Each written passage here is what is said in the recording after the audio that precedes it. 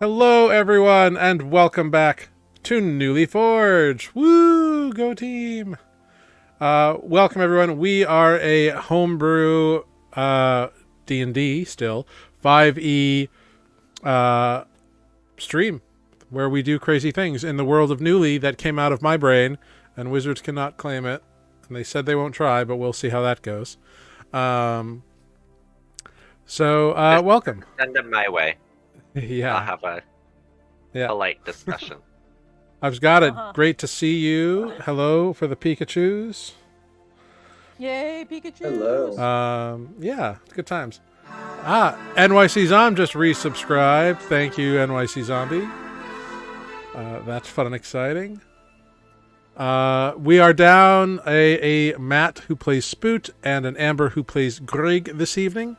Unfortunately, real life obligations happen sometimes. So we have an interesting little trio of three glorious friends who are brave enough to adventure in Nuuli.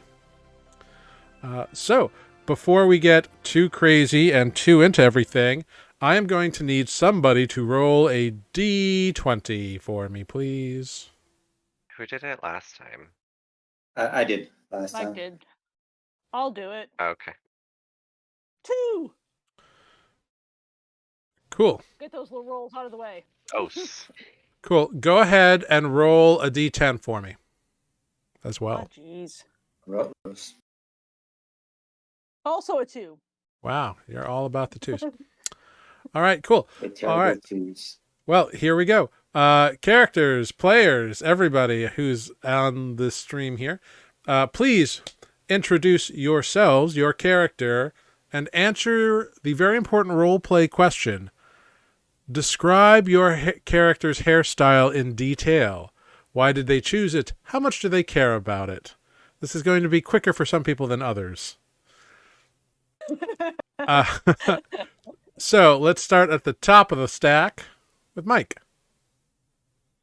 Me. Hello, everyone. Good evening. I play Defect, the Arcanaton barbarian, and he doesn't have hair, but I will say that when he rages, he takes on attributes of his wolf totem. So there's like a patch of like bristly hair that comes down. I'll say like almost in a mohawk style. Oh, like a hyena? Maybe. I never took like a lot of time to think about how it would look like because it's such a mishmash of features, like the stone, the metal, the wood, and now you're adding wolf hair to it. Somehow it all works together, and that's his hairstyle when he's angry. When he's calm, No hair. smooth, smooth skin. Fair enough. like a dog when threatened, the hair stands up. Yeah, something like Yeah. that. Kind of just pops up. All right. Very cool. Hopping on down next to Sarah. Oh, hey, that's me. My name is Sarah, and I play Olive, the half-orc druid. And I feel like Olive probably, whenever her hair gets in her eyes, takes the latch blade to it. So her hair is probably a fairly uneven haircut. It's probably a little longer in the back where it doesn't get in her eyes so much. But I don't think she spends a whole lot of time doing her hair. If it's hot and it's on the back of her neck, she probably takes the latch blade to that too. So it's Would you probably call it a fairly combat uneven. mullet? Or combat bangs, maybe? Maybe. Yeah, it's definitely a more of a get this out of my face than a hairstyle. Fair enough. Very cool. And popping right down then to Tanner. Hi, I'm Tanner. I'm playing Nereus, the Azamar sorcerer, and it's like I would say like a light brown and just like shorter and just kind of like wind blown. He prefers to just keep it from living in a port town. That's just how it's always been. Like permanent like- bedhead? No, like a stylish unkempt. Ah, all right. I dig that. If that makes any sense. Yeah. There are some people whose like hair just works no matter what, and they don't really have to do anything, and they could just go whoosh. And Yeah, it's like when Yeah. it's longer, you just Nereus take is some one of gel those and you just guys. like mess with it a little bit, and it just like stays Yeah. in a nice. Nice stiff kind of straight hair, or kind of Yeah. maybe a little bit of a wave at the end. Mhm. Gotcha. Very cool. I'm jealous. Very like 90s heartthrob is what I'm imagining. Like Dawson's Creek. 90s, early 2000s. Yeah. Yeah. Very cool. All right. I love that. Fantastic. And I am Jared. I am your humble dungeon master here. I play everyone and everything else that is not the 5-player characters, 3 of which you've just met if you haven't joined us before. And I have fun doing that because I get to build up hopes and dreams and crush them and reward my players for excellent play and also punish them for silly things. And sometimes I get stuck in a recursive algorithm and just loop the same word 3 times in a row. It's like being a parent. I would not know, nor will I ever know, so that's okay. No. But But I feel like if there was a Venn diagram, there's overlap between the two, between being a parent and being a dungeon master. 100% I agree with that based on what I've been told by people who are both. So, fun times. I have no idea why those people find the time. I'm sure there's a lot of negotiations with spouses or babysitters or I don't know, grandparents. I don't know. I guess it depends. But some people figure it out. Some people bring their kids to the table and the kids are part of the game. All things are possible. And I support the people who do that. And great. Yeah. So in kind of a follow-up bit of news thing, last week when we aired, there was a very nebulous thing going on with Open D&D and WotC, and then WotC like gave a really bad, horrible, absolutely wretched response on Friday. And then they've given kind of a backtrack again sort of one today. And it's a developing story. So anyone out there interested in learning about what the OGL is, what it means to small content creators, there's a lot of really great resources that you can find. And I suggest you do that. Ginny D has posted a few things about it. So has Open D&D. She's great. Open D&D is a bit more of an aggressive style of video, but definitely shines a lot of lights. But one of my personal favorites was actually by Mark Humes. I was going to say, Mark Humes put a good one out too. Yeah, he hit a lot of things that I completely agreed with and nailed right on the head for me.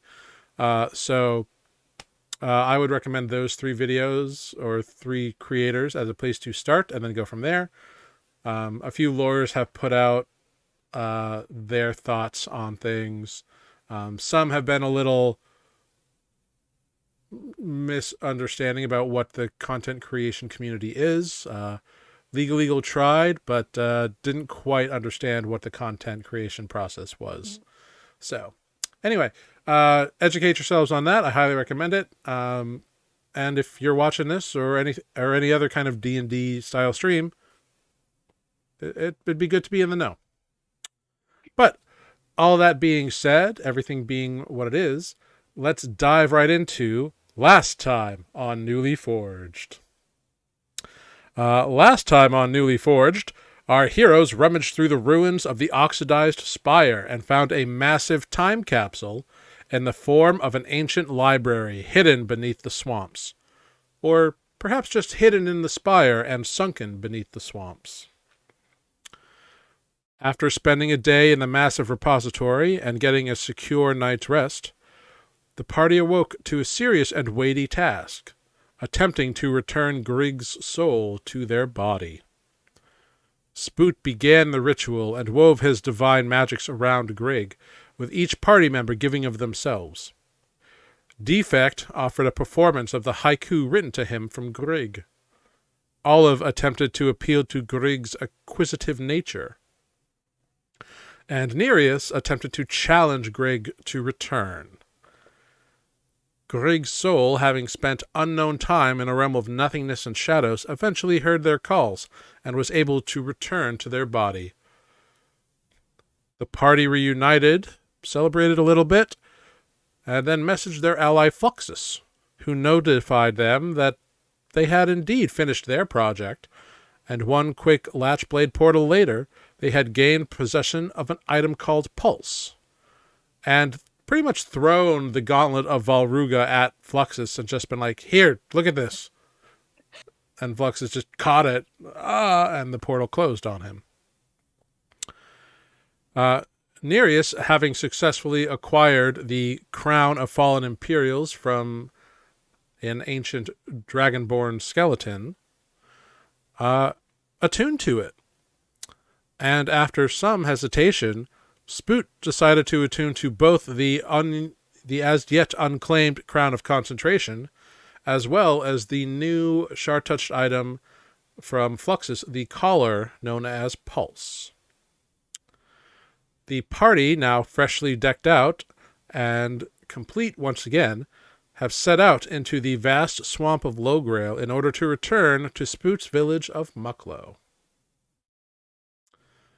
So we pick up. You have all been traveling for about half a day now after having returned Grigg, so it's early afternoon. You have bypassed the undead portions of Mucklow without incidents. It seems like you cleared a lot of them out on your way in, or of Osmag, rather. Now that you kind of know what to look for oozes, you were able to bypass a lot of them.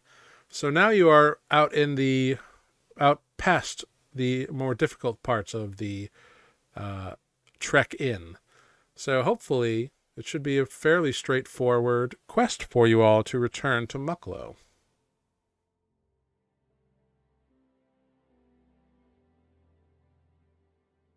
Okay. Um, All right. So if we are still in the same day that we talked to Fluxus, we cannot teleport via Latchblade again today. Right. We can still take if we can find a tree here, we can take a tree to Fey Harbor. We're in a swamp. There's so many trees. Are there trees in this Won't be a swamp, or problem. is there just like? Oh yeah. No, there's a dense Yes, canopy swamp. over this swamp. Like it is. Okay. The canopy, Yeah. and the trees are pretty massive. This swamp is hundreds of years old. And the trees reach up and create this dense canopy over most of it. And that's also what traps a lot of the humidity as well. I'm like, Oh. imagine like Louisiana Bayou and not the Everglades. Right. Right. Mhm. You can imagine the top of the bayou and the bottom of the Everglades if you want. It's kind of a mishmash, but it is swampy, and it is also a big covered canopy. So Well, as long as there's trees here, we can go to Fey Harbor. Well, Spoot's looking a bit out of it, so I wouldn't mind cutting this trip a bit short. Running out of mosquito repellent. Yeah. Fair. Tree. There's a tree. Is that tree good? Is it a big tree? yeah, it'll Does work. it have to be a big tree? All right then. In that case, I shall cast Transport via Plants and head back to the tree that is in our courtyard at Misfit Manor. Yeah, absolutely.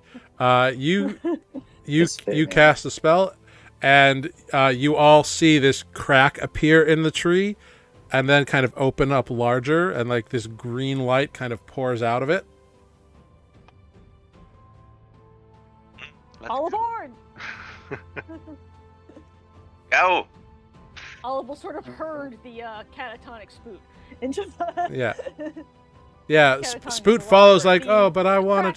distracted. Spoot follows. Distracted, Spoot. Oh, I was gonna talk to my uncle, but okay, and trembles along after you all. 1, 2, 3, 4, 5, and then in the swamp we see the tree close up. At least mix up that spell with tree stride in name. Yeah, no, very different. Tree stride, much less useful. I know, but they both use trees. They absolutely do both use trees. True story. Cool. So you appear. The big tree opens up on the grounds of Misfit Manor, and you all come running through. Much to the surprise of Griff Takeo, who's like, what the, God, what are you? Hey, yeah. Sorry, should have given you a warning. Probably should have Gave me a heart attack. About that. Hey, which one's Griff? He's the groundskeeper. Is that the Clint Eastwood? Yeah, he's the Clint Eastwood type of fella. Okay.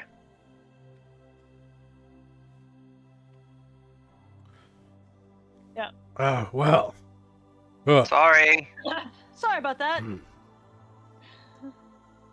Yeah, well. It's your tree. I'm just trying to keep it alive.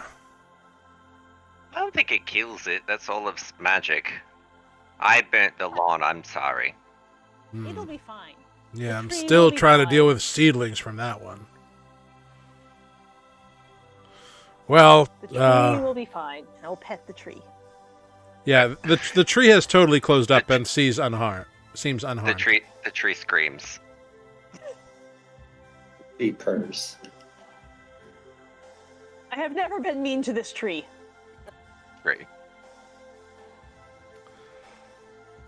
But Griff just kind of nods and says, "Well, I guess I could go tell Sebastian you're here." That's fair. Should we spend a night here in real beds before we venture forth? That'd be nice. We can kind of restock on things bad as well. idea. I think we're running out of rations. Fair. Wonder what Kepi has cooking, and Nereus is going to run into the house. Yeah. Griff is not a fast man anymore, so you zip right by him as he goes to tell Sebastian, and then he kind of stops, and you kind of hear him mutter, "I guess I don't have to do that," and he just kind of goes off in another direction to look at another part of another part of the grounds. Nereus busts through the door. Kepi, I'm hungry. You succeed in startling Sebastian, who's like, "Oh, Master Nereus.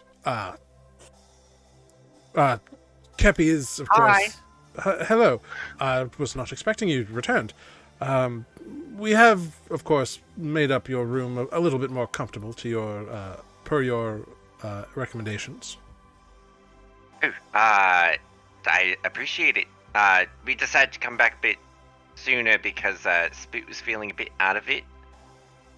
So, decided to cut the trip in the swamps short to come here.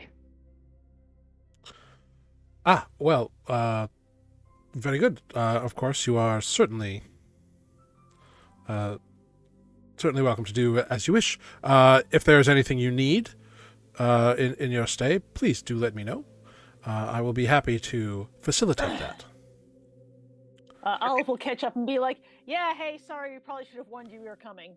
Oh, Well, that's quite all right. It's we're here for your benefit. So, anything you need. I will say, Sebastian, we could use some more rations before we hit the road again, or just something we can eat and cook with.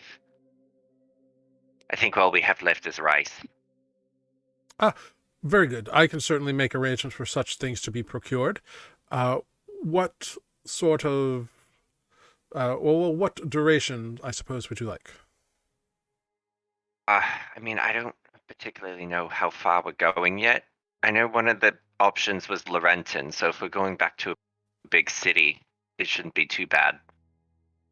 But As for other things, I mean, some, longer lasting dry goods would be a good start for some stuff. Of course. Should I get enough for all of you for a week? 2 weeks? 10 days? I think, 10 days. Very 10 good. days would be good. Very good. I will arrange that, and I'm sure Master Atis can arrange it out of the house funds. Thank you. Okay. Hey, is he here? Master Atis is not. Master Kalen is, however. Oh. All right, well, maybe we'll pop by and say hi. We haven't seen them in a while. Yes, they do tend to keep to themselves. I'm sure they would not be against a visit, but...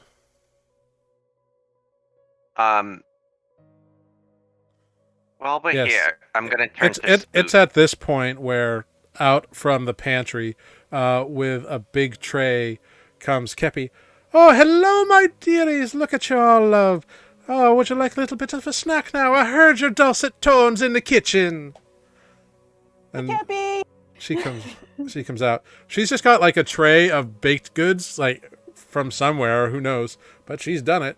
She's like, oh, you'll have to forgive me. I've got a few things left over from the morning. But I do have some fresh quick breads I just happen to have resting that I cooked up in the frying pan real quick now. They're the little blue ones. I highly recommend them. Whatever you've got. I'll turn to Spoot though really quick. Spoot. I'm pretty sure still that he wanted to speak with Seda Malor again. Just like in Probably. regards to the... Yeah, he does. And library he we mentions found. that he's going to go, since you're here, he's going to go talk to him in person. I'm going to use Fly on him just to let him cut down some time. Okay. You do that, and he goes, and steps outside, and soon is kind of like a turtle flying through the air off on his own mission there. Be back in time for dinner. Oh, I will. And off he goes. To this mental image of Spoot like swimming through the air. Yeah. Just Kind like of. frogs. Yeah, I'd buy that. Yeah. So Kepi gives you all some snackies.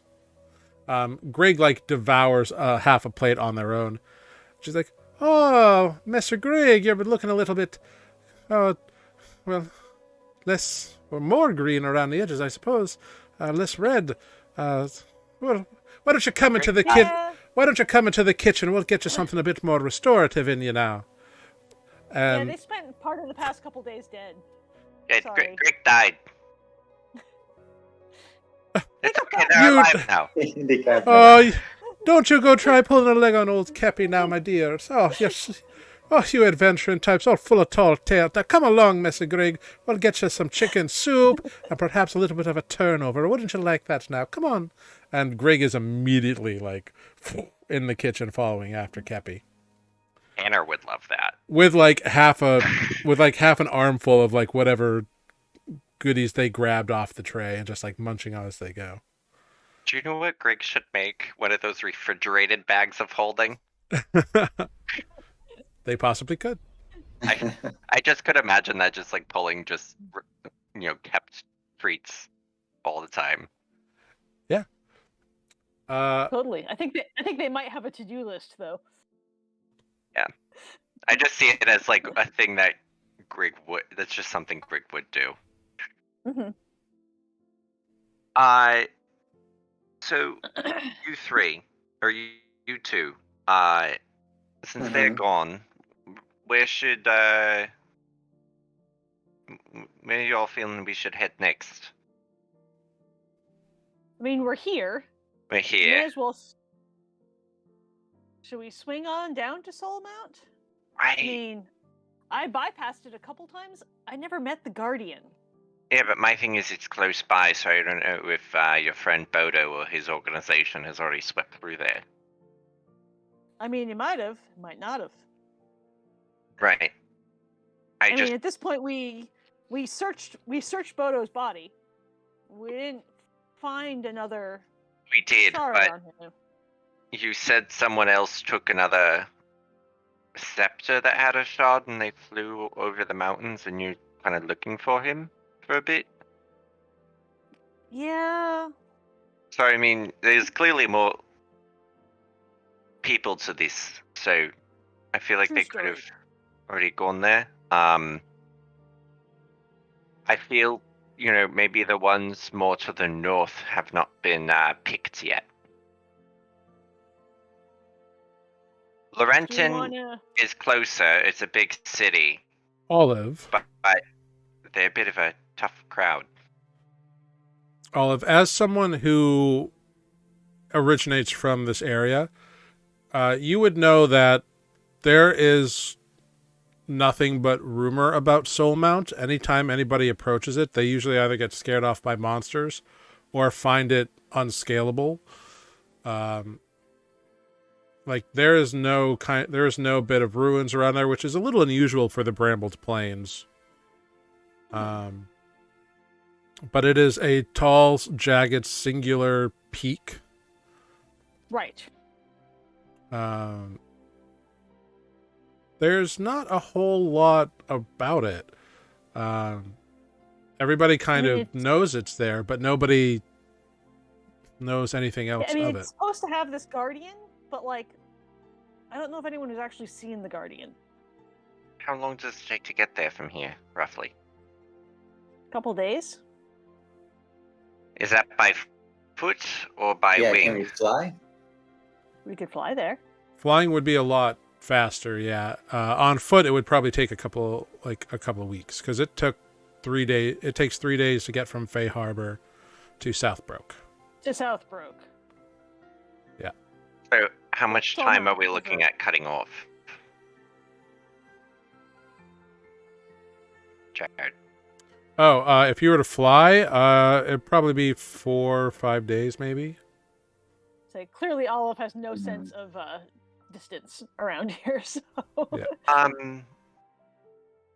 So if it's that short, we could swing there, but I just am worried it could be for naught, and there may be time wasted. It might be, but it's also, I mean, it's fairly inaccessible.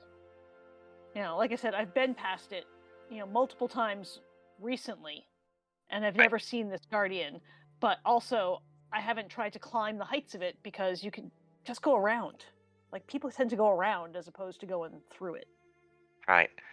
I mean, you did this fancy tree thing. Do you know of any trees in that area that you've seen, or? Does Olive know any trees near Soul Mount? She's traveled through there. She has. Soul Mount, however, is on the edge of the Brambled Plains, so there's not a lot of trees in the vicinity. It's mostly just gnarled shrubbery and like thorn bushes. What about a tree in between that would cut down on some of the time? Go ahead, Olive. Make a nature check for me. Sure. 12. You definitely know trees that would work for these purposes in Southbrook. And like the surrounding area of Southbrook. Mm-hmm. That's kind of closer. Yeah, my cave is it's not really on the way, but it's closer, and I certainly know the trees there. I don't necessarily know if that's cutting off time. Would it? I think it is. I just not a lot of time, but a day or two, flying. Well, Defect, you're awfully quiet. What do you think? Do you think we should risk Soul Mount or attempt Or the north? Laurenton? Either the outcropping or Laurenton, either one. Well, Jared, I just want to make sure because I don't have the notes. There is one at the outcropping, or like supposedly. Yes. So you were told the outcropping, which is a small-ish, comparatively, mountain range, but you know nothing beyond that. You don't know where to start looking. You don't know anything else. Just that somewhere. The Warhammer leveler is rumored to have a surge shard in it. And it's with the dwarves in the outcropping. I mean, you had me at Warhammer. Mm-hmm. So I imagine if there's a discussion. It's like, Warhammer? Let's go for that. Yep. But you don't know, like I said, where Right, that would be. Where to begin. Right, it's just with the dwarves, and the outcropping is, I mean, it's a smaller mountain range than the last one we were in, but it's not a... It's still not a like small area. it's still many miles, like hundreds of square miles. So But will we be able to find out the like where we can find the dwarvish settlement or city? you can ask. We can ask.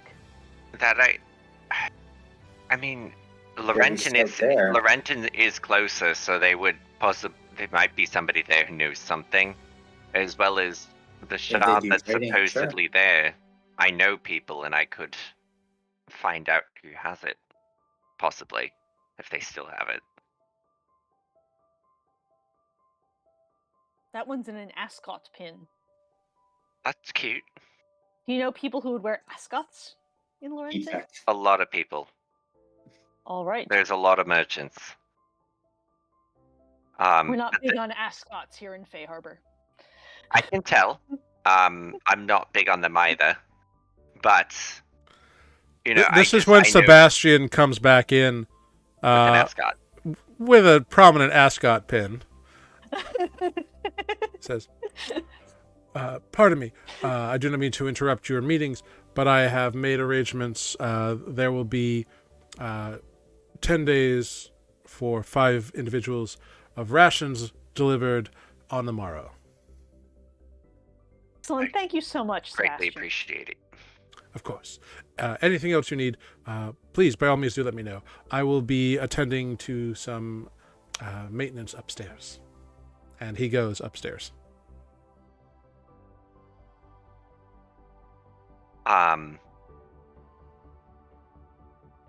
So, how are you all feeling? Should we... Leaning towards Warhammer. Going north. Going north, okay. The only thing is it's a big area to search. I don't know if maybe we can find some information. If we had to go to... Yeah, I was going to say if we need to start in Laurenton first, that's fine. Yeah, it's a little bit of a detour, but you know. I mean, if there's a possible shot there, yeah. then it might not be a complete detour, but also there's a lot of people that travel up and down the coast, so they might have heard stories, rumors, anything that might lead to at least narrowing down the search slightly, because it's a big area. Right. Defect, you also know there's a big library here in Fey Harbor. Because you've been there. That is true. Yes. Which I will say to the group, there is a library is that? here. Didn't Spoot just go there? Spoot did go there. Fuck. What magic do I So we have? can find some research there. Wait, what does this magic item do again? Give me... Sure. Oh, it's only saving throws. Okay. I mean, I could go, catch up with Spoot and try to find where, or try to find something about this. Maybe Sata might know more. Unless all of you want to go ask. It's up to you. Both of us can fly.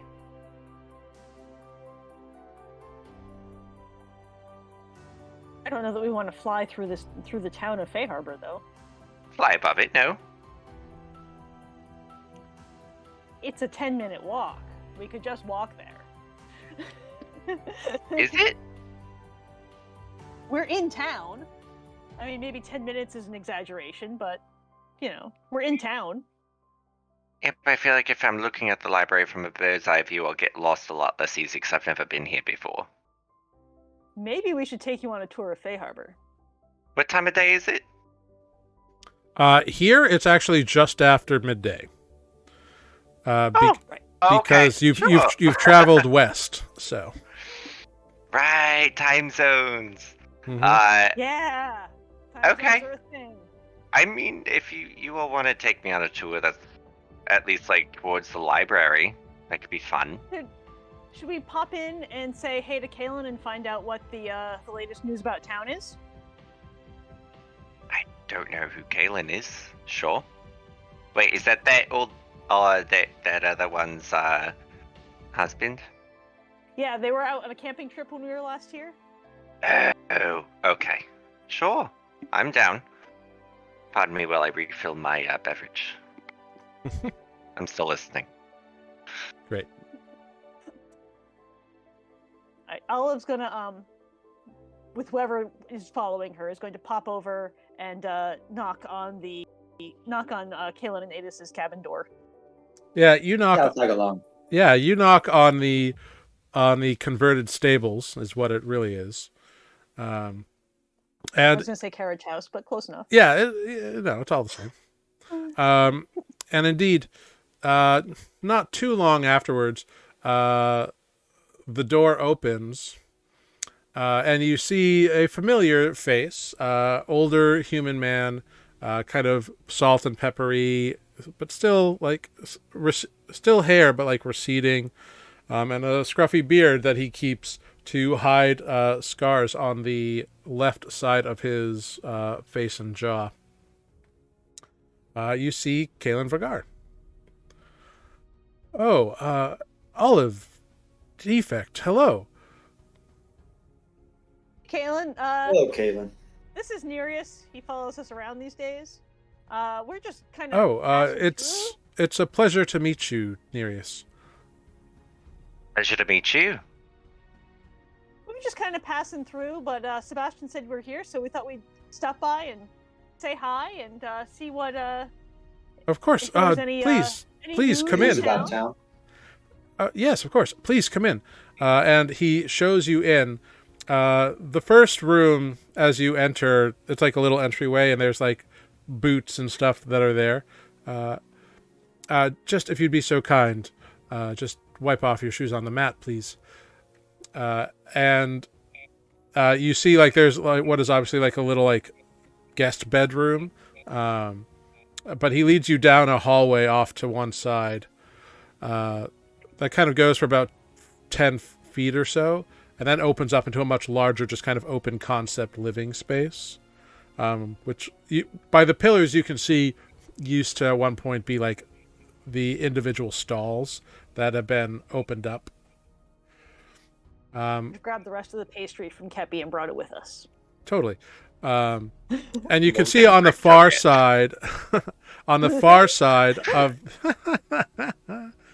on the far side of the open concept space is a kitchen. There's a sink and like a hearth and stovetop and everything. On that far side, big window and a small table that seems to be big enough for 2 people to sit with extra room quite comfortably, and 4 if you cram it. But he leads you instead to a place about halfway between, which is like a big couch by a roaring fire with some end tables that have a variety of like books on them, and many plants growing like up trellises or just in little pots by this big window next to this massive fireplace that is set in the far side. Obviously designed to heat the entirety of the space, but also provide a nice little place to sit. So there's a little couch, and there's also about 4 chairs that Kalen kind of cleans a couple of them off and gestures for you all to sit wherever you want. Sorry that Adis is not here. He's off doing a little bit of research today. But You always seem to miss him. I'm sure you'll catch him eventually. You have been gone a while. That's fair. And the last We did the pass last through time when you we were both here, out camping. yes, I made him take a little break because I felt we needed some time, just us together.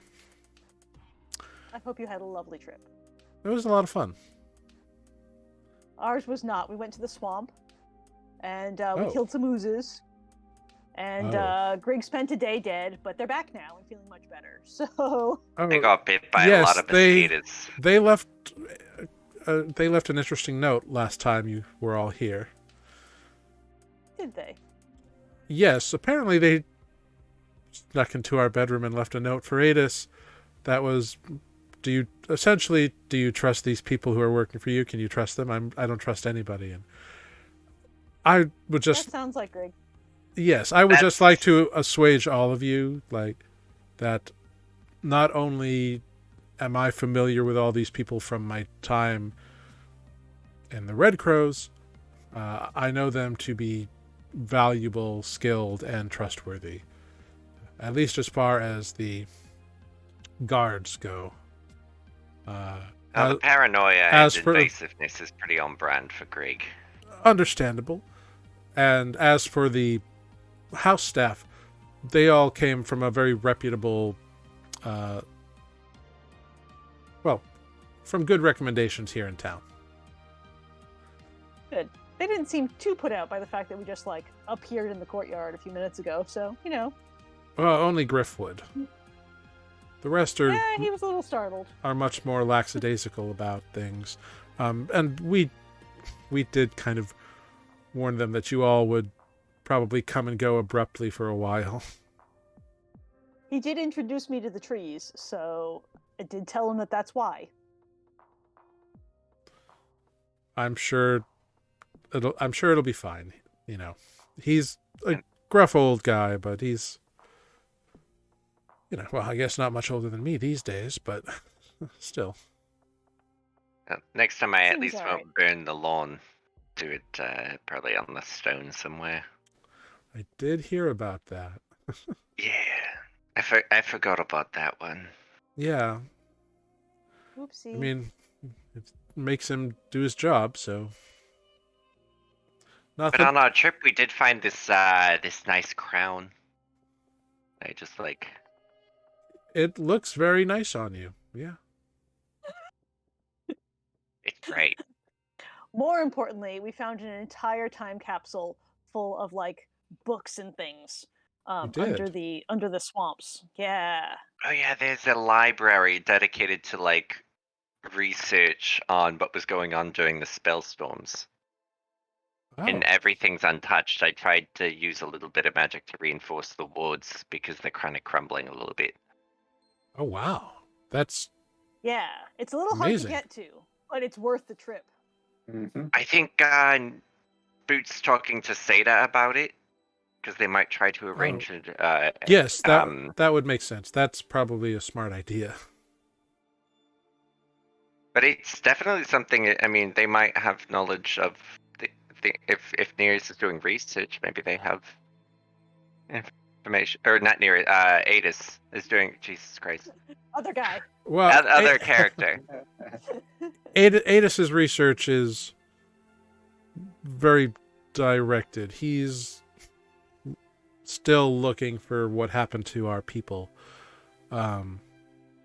He's made a few. The Osmag Headways. library is of that time. It's They possible did- that there would be stuff there. I certainly won't discount it. We didn't really take the time to read much of it. We just kind of flipped through a couple books and got out.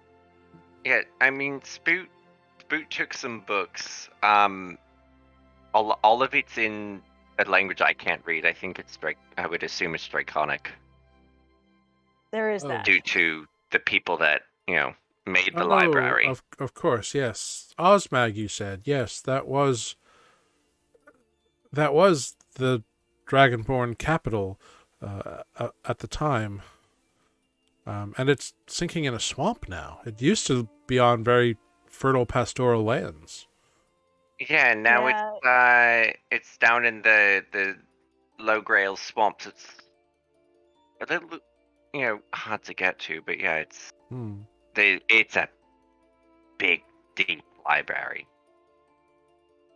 Just watch out for the oozes on the way in. That was not fun. Well, yeah, ate my magic. we would have to. Still Yeah. bitter. Yeah, oozes can be trouble, especially the ones you can't see until you're in them. Those are not fun. Yeah, and that's the thing about the swamp is it's all kind of oozy. I didn't even think about that. Now I don't want to go back there ever. Well, sure. But That's I mean, if you're looking for totally your up to you. people, I feel like that might be a good place to start. I mean, at least they might have. They were doing research on May- everything. They might have some information. it's possible. I won't discount it. Yeah, Adis. And he kind of smiles when he says Adis's name. He's tenacious, and he's off chasing a particular lead. He said he'd only be gone a couple of days, but he does get distracted sometimes. Fair. Well, I hope you guys have been doing well at least. We're all, I don't know, so still in one piece is a strong word, but we're all back in one piece. Well, that's good. I am certainly enjoying my time with Adis. There was a long time without him, so having him back in my life is the best thing that's ever happened to me. Oh, that's so cute. They are. I don't know. That throws up a little bit. Obnoxiously cute sometimes. It's kind of gross. Sorry, I don't know if they told you, Nereus, what happened, but essentially, Greek talks a lot. Okay, well then I won't bore you with a retelling. They are kind of obnoxiously cute sometimes. It's true. And now that I've seen it, yeah, it's a little. Well, don't tell Adis, because Never. he's more reserved about it than I am. Oh, that sounds just like my mom's. Oh yeah? One is talkative and fluffy, and the other one is defect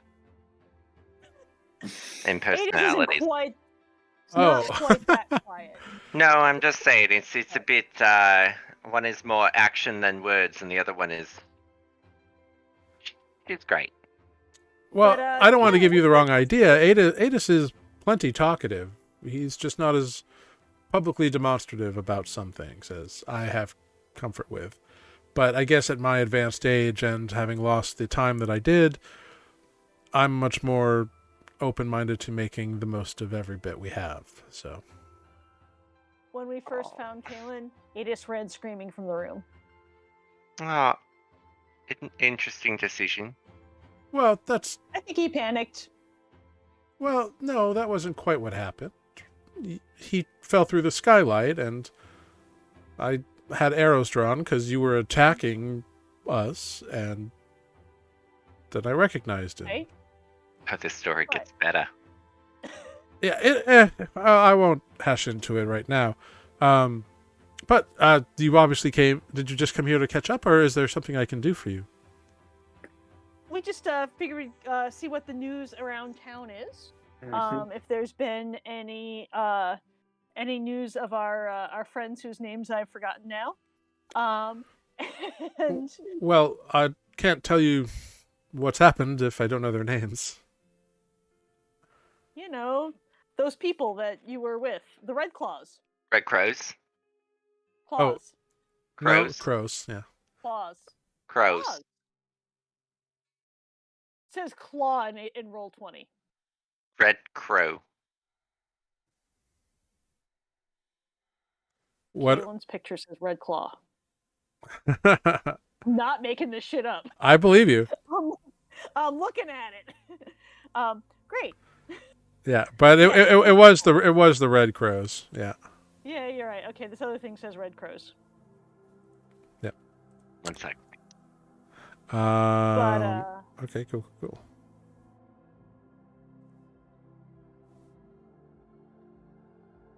Oh yeah, that is definitely a mistype there.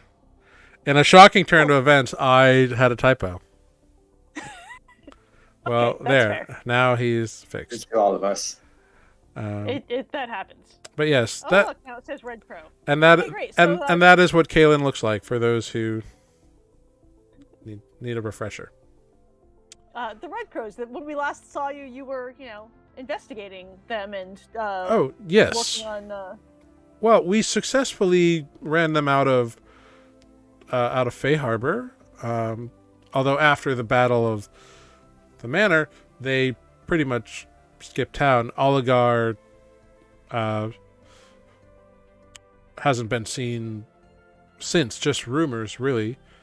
Yeah, we saw him briefly, but that was a long time ago. Saw Oligar? Really? Where? Didn't we? I think we saw him. Didn't we see him in the Glimmering Void or something like that briefly? Was he among the people that I don't fled? remember. Nope. I could be making that up. Okay, Nope. I might be making that up. Oh, well, indeed. I Wasn't there- yeah, I would. I thought there was a mist that left Fluxus's tower. No. Okay, never mind. You definitely saw Bodo leave, though. He's dead, by the way. Good. That little man was more sadistic than you'd believe. That's terror. Yep. I'm not going Yeah, to shed any we tears killed over that. him. We Good killed job. him and we threw his body into the astral sea. Okay. Well, good, I guess. As long as he's dead. Well, yeah, the Red Crows are not. There's no more representation of them here, and for the villages that we've reached out to and investigated, not a trace of them. They haven't been seen in Shoremall. They haven't been seen in Southbrook, or any of the larger homesteads across the pastoral plains or the northern edge of the Brambled. Have you heard from Southbrook lately? How are they doing over there? Well, as it's getting to be close to harvest, we've heard that they're going to actually be able to produce a harvest, which is good for them considering what they went through earlier this year. So yeah, as far as I know, they're fine. Admittedly, I'm still affiliated with the local guards, but I'm not on staff as such. It's more a consultant, I suppose, when it comes to dealing with the Red Crows. Is really what was doing.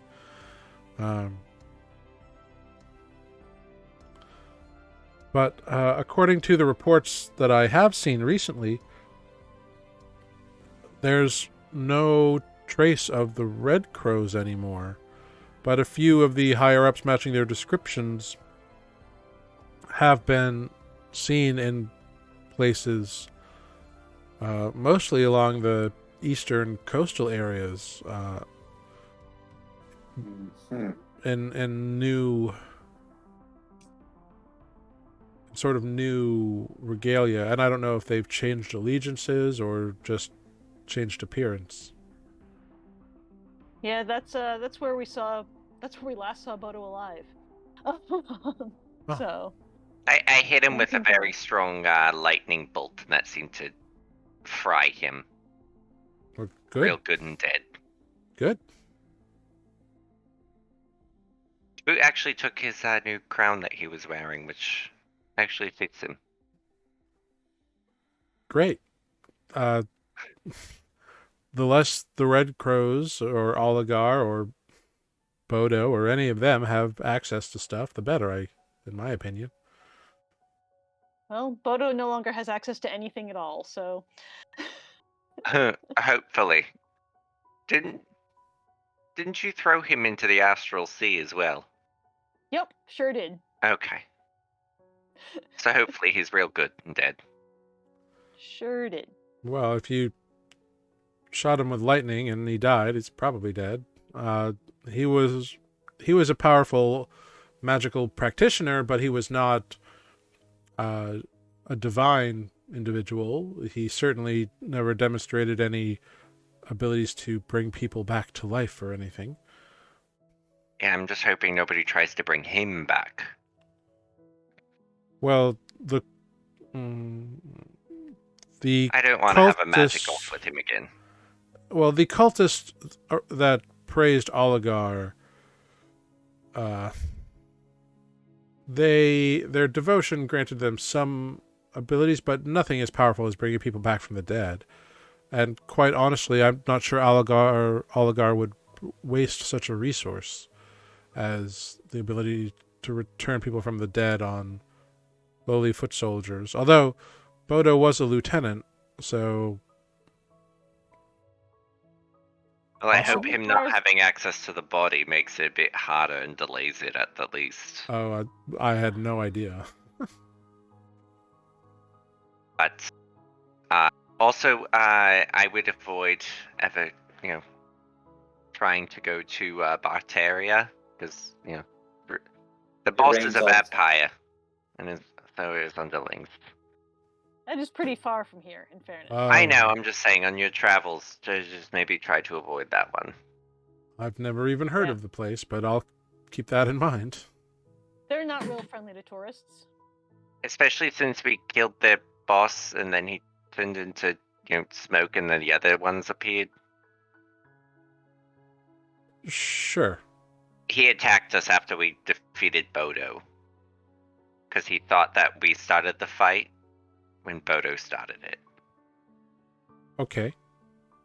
I'm sure you have reasons and it all makes sense. I'm probably just missing a few things. But that's okay.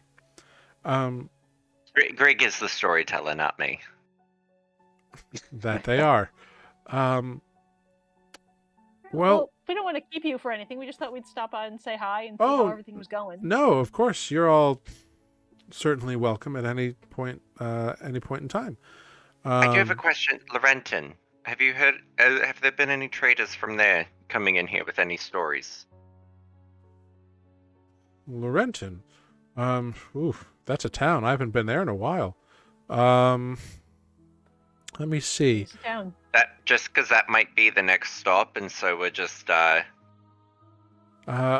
been a while since I've been there, so I don't know if there's been anybody new. We only just got back a day or two ago from our trip. And I admit I haven't checked in with all of my contacts yet. I could reach out today and see if anyone's heard anything through channels to Laurenton. But okay. I mean, I don't know right now, but I can check. There's probably nothing, crucial. I didn't know if there's anything. Was there something specific you're looking into that can sometimes help direct things? Well, we're looking for possibly a shard-touched item there that's in somebody's ascot pin. I have no idea who this is. But, that being said, I don't know, just any big news, just like big thefts, anything like that? Or just anything that's going on that, is more than normal. Is there a clear trade route? I've never been there. I'm sure there is. Well, sort of. Generally, ships will sail across Broke Lake. And there's a small town on the far western side of the lake that the ships will dock out and then set out from there. Well, less of a town, more of just like a dock with a few homesteads nearby. But then it goes and it, eventually it'll take you to Laurenton.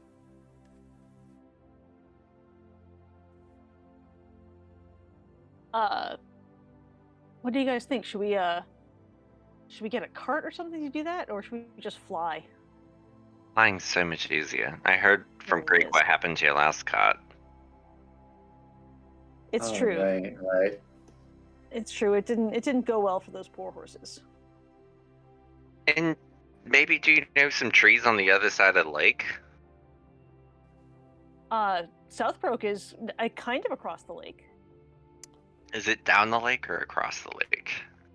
It's kind of like 2/3 of the way around the lake. Well, that's where the label is. Southbrook itself is actually like on the southern coast of the lake, so it's like right there. So it's not really closer. No. We could always, either get a boat or fly across. Or swim across. That went well last time. I'm sure Spoot would enjoy a boat trip. I like boats. I have no quibble with boats. Grig doesn't like boats. Grig is pretty anti-boat. Oh, we can tell Greg it's either sink or swim. They can either swim and cross the lake, or get on the boat. 2 options. Yeah, they're pretty anti-boat, I have to say. Then they stay on the shore. Bye, Greg. Well, Should we, shall we hit the Seda? Sure. Go see Seda, maybe swing by the docks and see if there's a boat headed out tomorrow morning. That could work. Save our strength for the flight ahead. That could help, yes. Yes. Not use all of our magic before we even get there. Well, Kaylin, it's been lovely. Should see you around. Run some errands. Of course. Yeah. Good luck. I'll see if I can find anything about Laurenton in the meantime. I appreciate Good to see you. Yeah. This tray belongs to Kepi. We borrowed it to bring the pastries over, but I'm sure at some point get back to I'm sure it'll find its way back. All right, They do live in the same house. And he bids you goodbye, and you leave the dwelling of Adis and Kaelin and Relgan. And Oh yeah, I forgot to ask about them. Wait, Okay. Relgan's there? God damn. He didn't mention him. But Relgan and Rendi did not make themselves known. So We saw them last time. you did. So Right, you right, leave okay. you leave the converted barn, the converted stables, which is now more of a bungalow, I suppose. And so you're gonna head down to downtown. Sure. So as you walk down the lane here, you leave your grounds through the gate, down the lane, past fancy houses. You are walking through, those of you who have been here before, you are walking through the Fine District. This is the big, well-to-do sort of merchanty area, or fancy living area. But you're right on the border, so you quickly come into the open air district, which is much more lively, full of markets, and it's the main shopping thoroughfare. There's all sorts of people here. It's heavily an orcish population, mostly like half orc or some form of orc descended. There's a few number of like people who seem to have like partial elven heritage, or ancestry, I suppose. There's a few gnomes running around in small groups, kids, humans, and a fair number of halflings. But it's mostly kind of half-orcish and human area. But walking through all of that, you eventually find yourselves over to a very nice building, Nereus, that seems to have like 3 sides. It's like a triangle almost. And there's all these imagery of like a triad of eyes, like 2 eyes with 1 above them, and like a robed figure, kind of maybe feminine figure with robes and a hood, and just this symbol like where the face would be. But there's people kind of going in and out every so often. Those of you who are familiar with this, you know that you have come to the Library of 3, which also doubles as a shrine temple of the knowing mistress. It's a cute building. Oh yeah, this is where Sada's office is. Oh, okay. Have I heard of this god before? Is there a library like this in Laurenton?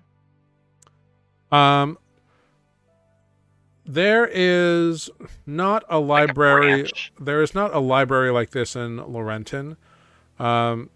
Just go ahead, make it could be a religion check, but it could just be a straight intelligence check.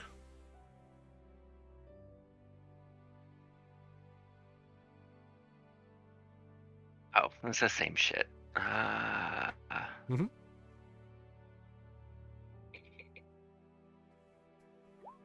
Seven. Yeah, so you don't know much about this knowing mistress individual. She's like, you've heard it in passing, like you vaguely remember Spoot mentioning that there was a temple of hers in Winton, but you don't remember one in Laurenton at all. Okay. But you don't think she's like an evil god. She's just kind of there. Something about books, maybe? I don't know. I hope they're not evil books. All the evil books. Probably just all smut. Yep. Watch out, those bite. Not the ones I read. What books are you reading? Well, we tried to read them and they bit us. Interesting. I don't think they're supposed to do that. No, I don't think so either. But, that doesn't mean that doesn't stop them. The books in here don't bite, right? Or do I need to blow the place up? Pretty sure they don't. Okay. I think Sada keeps them in line. I hope so. I want to get into a fight in the library with a book. So you enter, and you see a familiar image. When you enter, there's a big desk right when you enter, and sitting at the desk, there's a couple of robed acolytes, one of whom, a half-orcish man, looks up and goes, "Hello, welcome to the Library of Threes. What can I do for you all today?" Hey, is Sada Malor available? Master Seda is currently in a very important meeting and has been asked not to be disturbed. Do we know when he might be available? We could come back later. I'm not sure, to be honest. Is there anything I could help you with? I assure you I'm well versed in the contents of the library. I'm looking for books on the outcropping and the possible dwarven ruins that might be there, or anything tied to that. Of course. Well, to be frank, we have some, but not much. Why don't you follow me, huh? And he kind of gets up and leads you to a section of the library on the first floor, the geography section. And he kind of goes, outcropping. Here we go. And he pulls forth a book and brings it over to a table and kind of thumbs through it and opens it up. This is about all we really have on it. We know that it is a small mountain range, approximately 320 square miles. The highest elevation is high enough that there's snow. Fairly jagged. Compositions of limestone, granite. Nothing too crazy as far as we know. But as for the dwarven occupancy, we got nothing. Okay, I know no one's heard of seen of them, and since before the breaking, but Yeah. do you have nothing of lore, stories, anything of that area? Well, purportedly there was once a very strong dwarven citadel in the area. All we have are references to it. References that it was the culmination of the Dwarven Empire, and it was their main home.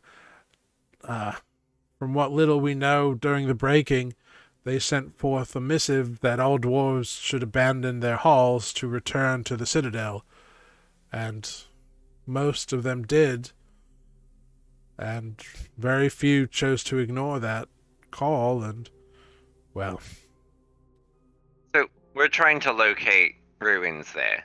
Do you have anything on that would lead us to that, or anything about how the dwarves built their homes, so we could try to figure out where we might start looking there?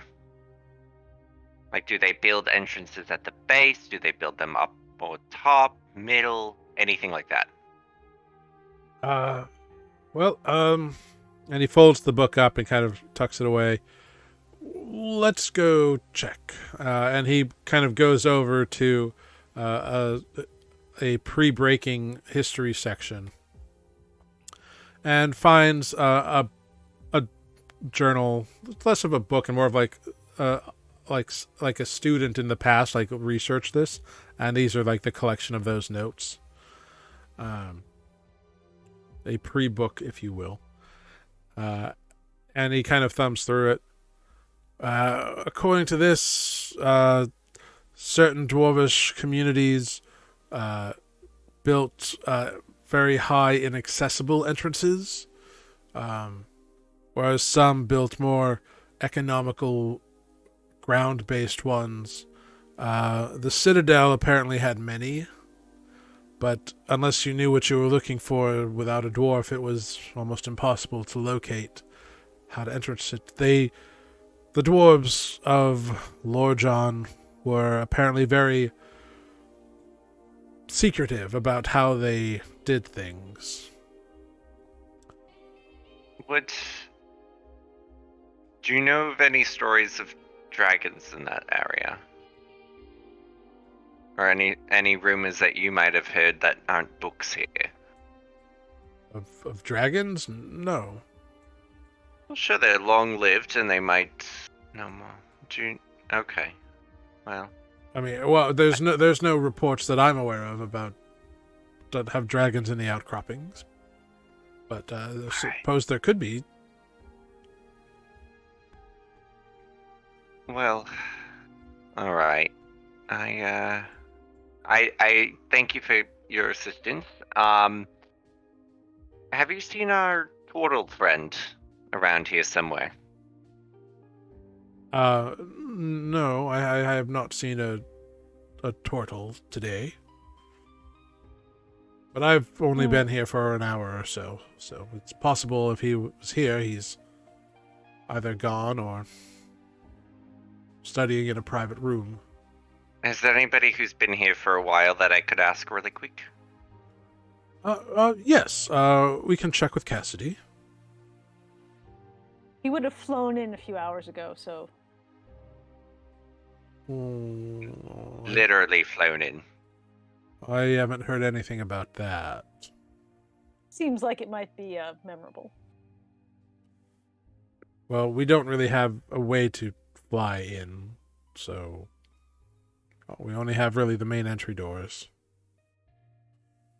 Okay. Well, where's Cassidy? Yeah, he brings you over to a human woman, who reports that yes, she's seen the individual you're looking for. They're currently in a meeting with Seda and not to be disturbed. Ah. All right. Can you possibly just slip a note to them? Certainly. Nereus is just gonna write down, ask Seda about if he knows anything about like the dwarves in the outcroppings, And then also just attach for like just boot. Maybe ask the elves. And just like fold that up and pass it to her to hand to Spoot and Seda. Two separate yeah, just like two separate notes for Spoot, like one to ask for Seda, one to ask one specifically for Spoot. Okay. Shall we head to the docks then? If we got nothing else here to do. Yeah, I'm okay with that. Sure. All right. You head on down towards the dock district, which is just what it is. It's the docks district. There are indeed many, many, many people here. Most of the docks themselves are empty. The fishing vessels are out fishing because it's the afternoon. Sure. So you can see a few kind of closer in, like doing some maybe shallow netting or something. Are there any like non-fishing boats kicking around? There's a couple, yeah. Nereus, you also see a massive, like 100 feet tall, pearl tower. Yeah. It is a skinny tower, and it's just 100 feet tall in the air. There's like a window at the top and a door at the base, and it's right on the edge of the water by the docks. Yeah. I'm gonna turn to Olive and Defect. Dare I ask? It's where the frog lives. Frog. There's a frog owns that tower. Is this frog like Spoot, where it's a more sentient frog? Oh yeah, he's a wizard. Oh, okay, that makes so much sense. Okay, sure. Do we need to He's a talk nice to? guy. That completely. Do we need to talk to this frog at all? I mean, we can stop in and say hi. I don't know that he has necessarily any information for us. Okay. I mean, then we can just keep looking for a boat. That's interesting.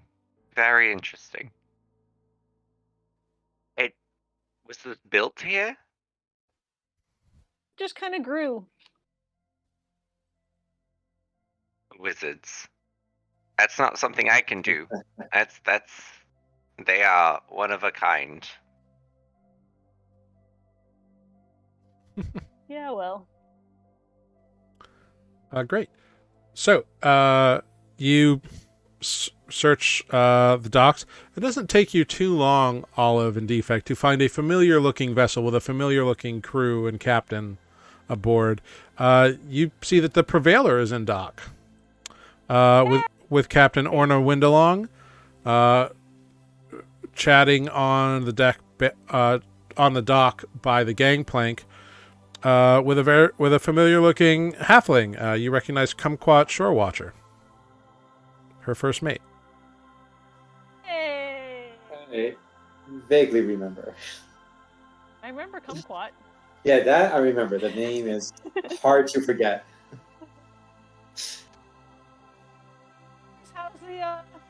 How's the water been? You see the captain turns on you.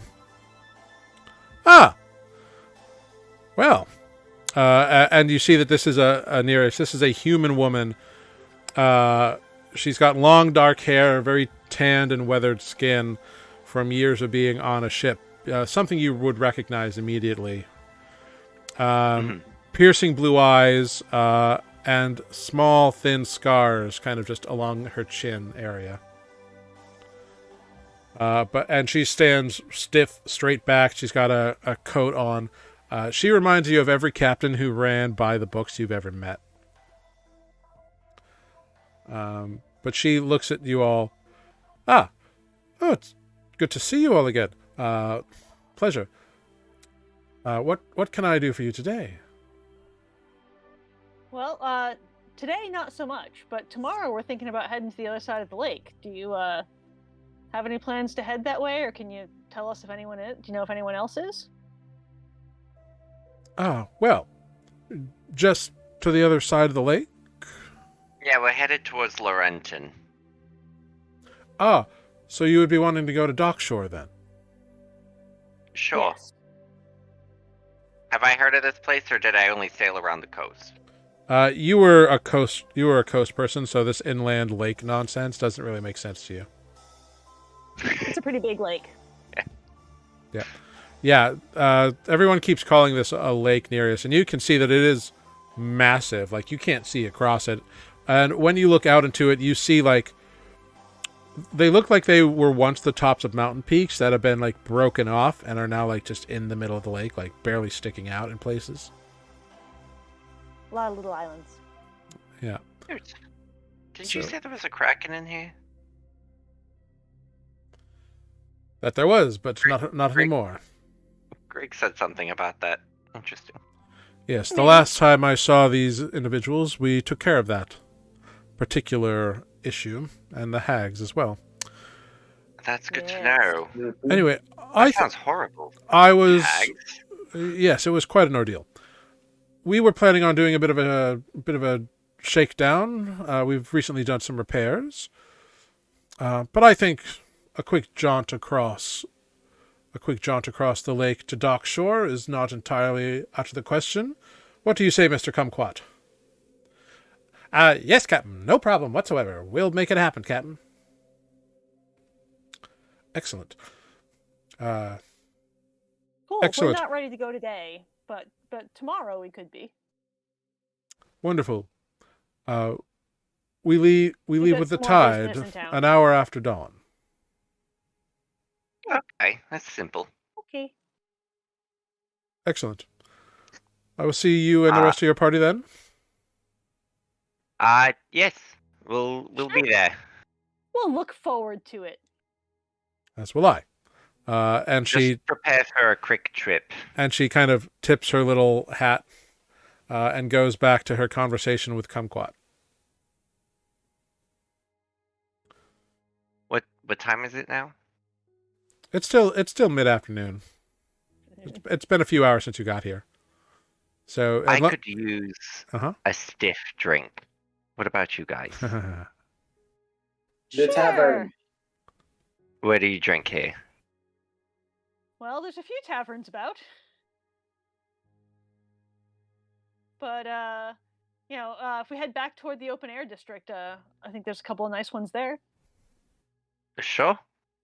We got time to kill. We've been on the road for so long, it's nice to be back somewhere. Not swamp.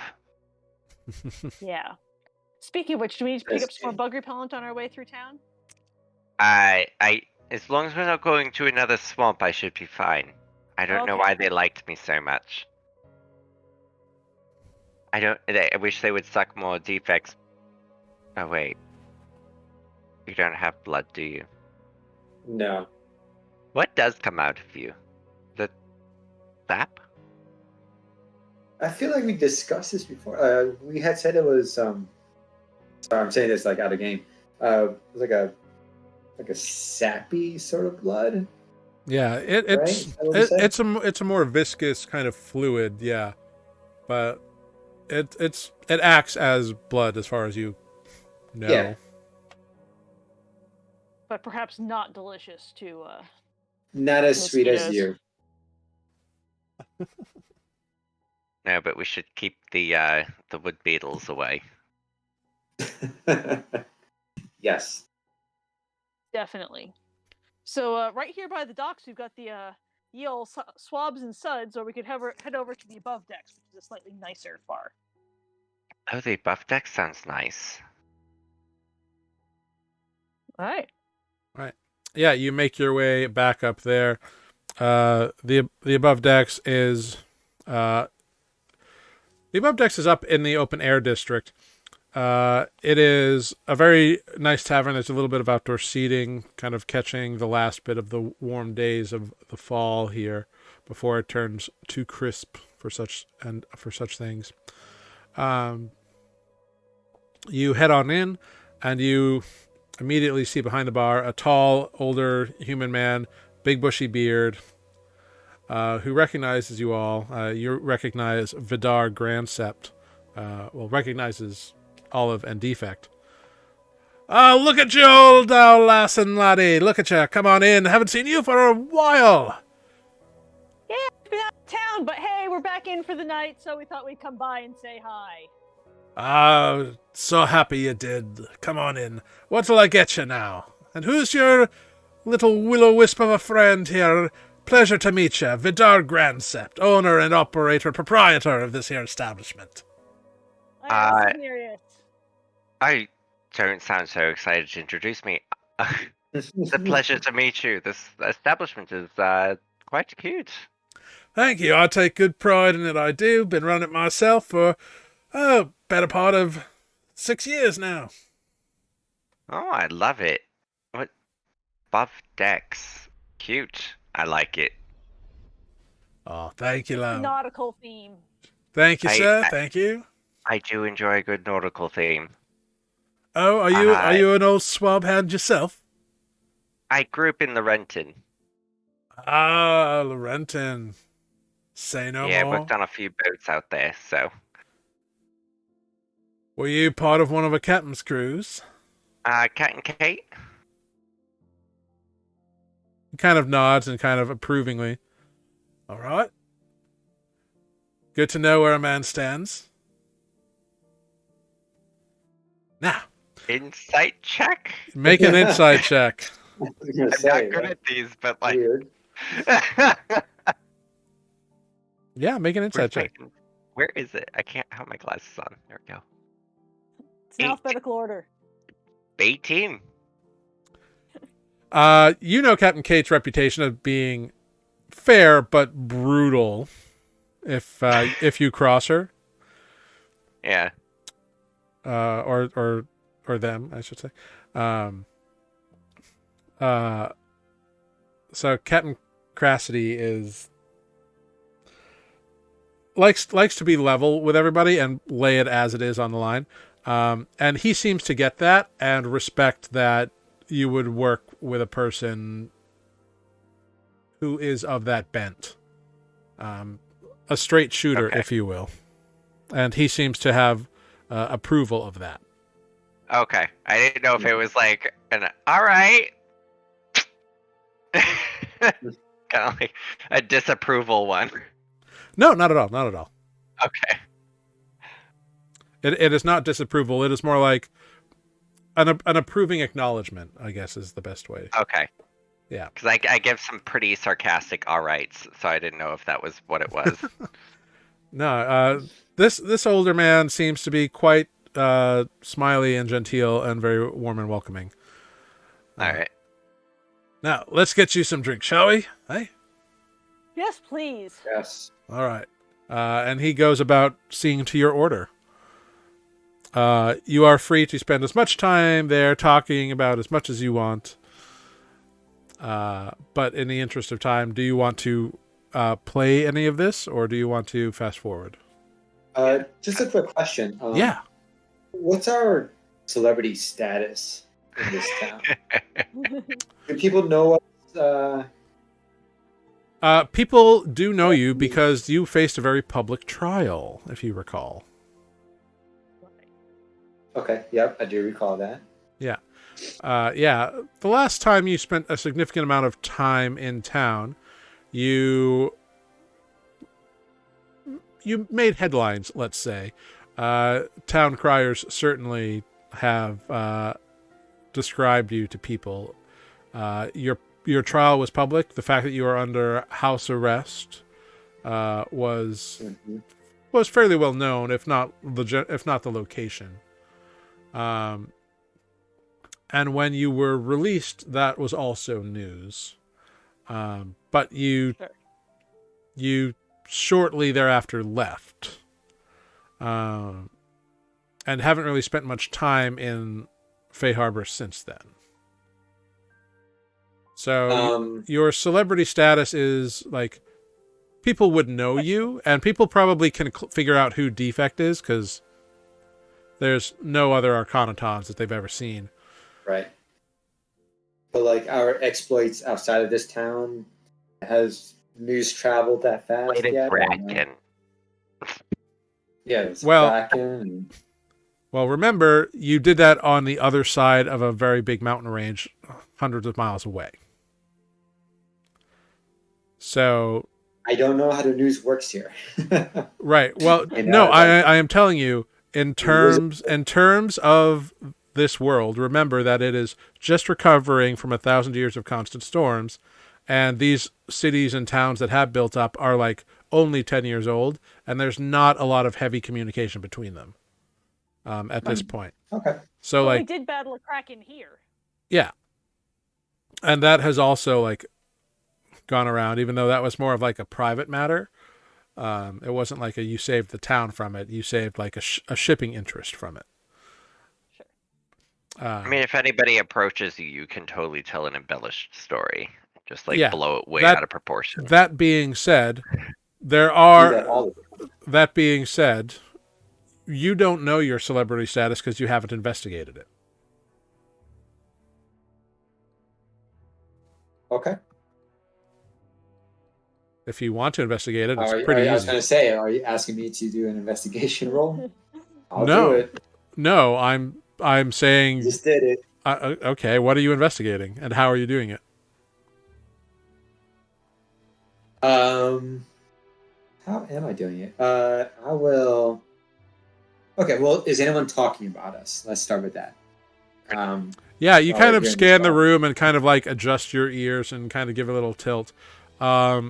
Yeah, at least 5 different people are like motioning your way or having a conversation about you, and you're catching little glimpses of it. Okay. At least that it is in your direction, and you infer that it is about you all. Do they look angry? Do they look amused? Do they look impressed? I don't know. You're not the one doing it. It's Defect who notices these things. I will ask the same questions. But Defect, just ask. are they- Do they look angry, amused, happy? Do they want my autograph? But They they're shy they about look it? intrigued. They look intrigued. With a 15, they look intrigued. Okay. All right. I guess that's as far as I'll go then. I mean, they just look intrigued. Yeah. Like, I mean, Okay. you're kind of used to people like staring at you and like wondering about you because it's fairly common because you are so different than everybody else. Mm-hmm. But yeah, this is a different kind of thing. Like, it's definitely different, and it's not aggressive.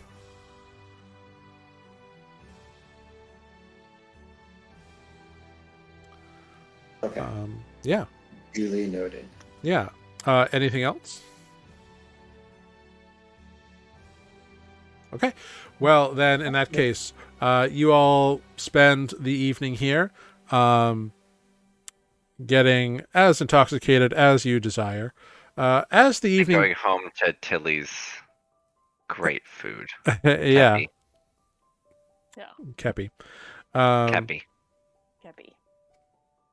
As the evening goes on, eventually Vidar does like start asking pointed questions about, so what have you been up to, da da da da, and other people like begin to like chime in, and like you eventually do get the sense that while the details are a little hazy, the highlights of what a group known as Grig and the Misfits have been doing have been starting to get around. There is talk of one guy claims his cousin's nephew's uncle's grandfather wrote him a letter all the way from Winton about a crazy group of people who this big star returned to the arena only to get wiped, and described him very much like how Defect looks. Weird. There's someone else out there who looks just like me. Yeah. Oh, don't be so humble. And No. I deny Winton. with I'll start with more people watching. Start like embellishing stories, at least from when I joined. Using minor illusion to show everybody like. Yeah, they eat it Hey. up. Yeah. And throughout telling these tales and everything, you get pretty much almost all your drinks bought for you. You only each spend about 2 gold. All your other drinks are purchased for you by interested patrons. That sounds great. Oh. I approve. Yeah. And you spend your time there as long as you want. You eventually return to the manor and settle down for some rest. And as you settle in for a long rest, Greg is passed out in their room that they share with Defect. And obviously needing the rest. They are like conked out with Had a rough day. yeah, with a like half-eaten pastry on their chest and a half-chewed like chicken bone, like a chicken drumstick in their other hand, just kind of on the bed, like That's on point. decidedly well fed. Spoot has returned and is in his room resting as well. You all settle in, and as you settle in for a long rest, we're going to settle in for a short rest. And we're going to take a quick little 5-minute bio break. So we will be right back, everybody. Thank you for sticking with us. Thank you, I've Got It. Thank you, NYC Zom. Thank you, anyone who's popped in tonight.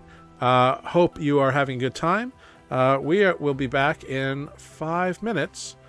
So we'll be right back. Thank you all very much. We'll be back right after this short rest.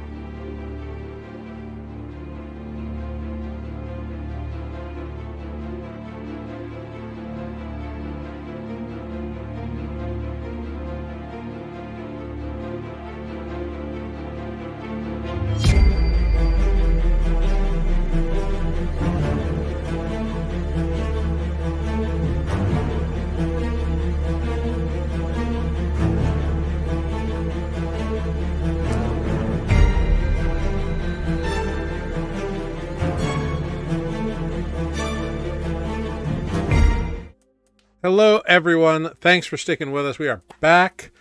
Our 3 party animals have just spent a night at, are out at the tavern getting a little drink on, and awaken the next morning. And you all feel better. You're all now level 12. You have leveled up. What?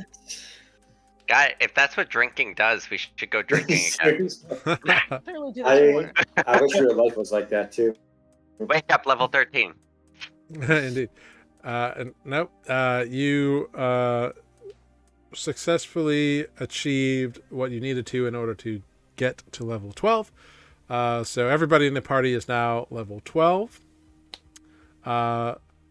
which gives some of you options that we have discussed. Yes. Everybody can go ahead and roll for their hit points. Olive rolls a 7. Or are we rolling or taking average? It's up to you. You can do either or. I'm taking the average because I like to roll natural ones on my HP. Well, you re-roll natural ones, or you re-roll. but if you roll a ones when you do 2. this. Yeah, you're stuck with a 2. Yeah. But Oh yeah, yeah, no, I'm I'm gonna take a scared. risk. As a D12, baby. caster, I yeah. will Roll the take d12. Hey, look at that 10. Man, That is a chonky First 10 time just for rolled a defect. 7 on a D8. yeah, I'll take that. That's a chonky 7. Yeah. So Yeah. good I only rolls get a all D8, around. So, Hey, that's a good roll. 7 works. Cool. And I believe everybody has made their choices for level 12 already. So you can go ahead and apply those. Mhm. What about the thing that you and I talked about? Do you have that made yet, or no? Mhm. Okay. Yeah, you should be able to apply that feat. Let me know if you can't find it, and I can apply it for you. I couldn't find. I don't know what it's called. All right. It should be. Woohoo! I'm feeling so Yeah, wise you and should be intelligent. able to apply it. I'm looking at the feats right now. I don't think we discussed the name, so I don't know what you decided. Yes.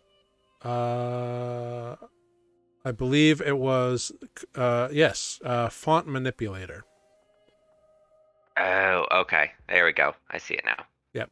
That is a new feat that you can apply. Font manipulator. What is that? Yes. It's fun. Once per day, he can change the font and typeface of anything that he discovers. I was gonna say of Papyrus. his magical tattoos. Nothing but Courier Sans and Times New Roman and No, papyrus all the way Dingbats, through. dingbats all day. Comic Sans. No, I like Algerian. The one with like all the lines inside of the font that no one can read. Or no, what is it called? Not Algerian. Was it Algier or something like that? Algiers, I think. Anyway, so Nereus selects a new feat at level 12. Defect, what do you select at level 12? Hold on, I'm looking it up. At the name of it. It's a feat. I think it's called Char? Called what? Oh no, right. Slasher. Sorry, Slasher. Great, you take the Ooh. slasher feat. That's a I'll good take one. Slasher. And I will. Olive, what are you taking at level 12? Olive is gonna become more observant, I think. Oh, you take the observant feat. Very nice. Very cool. And I also get a new spell, but I didn't think about yet. Well, all right. Yeah, I'm trying to decide if I want to replace any of mine right now. Yeah, I swapped my cantrip because it's a cantrip swapping level. Very cool. But I also get one more prepared spell. Excellent.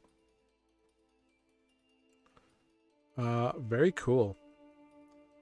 So you all wake up feeling a bit more refreshed on this day, and a little stronger. And like Grig themselves is also a little bit more put together. The penalty to everything they do is down to a -3 now from a -4.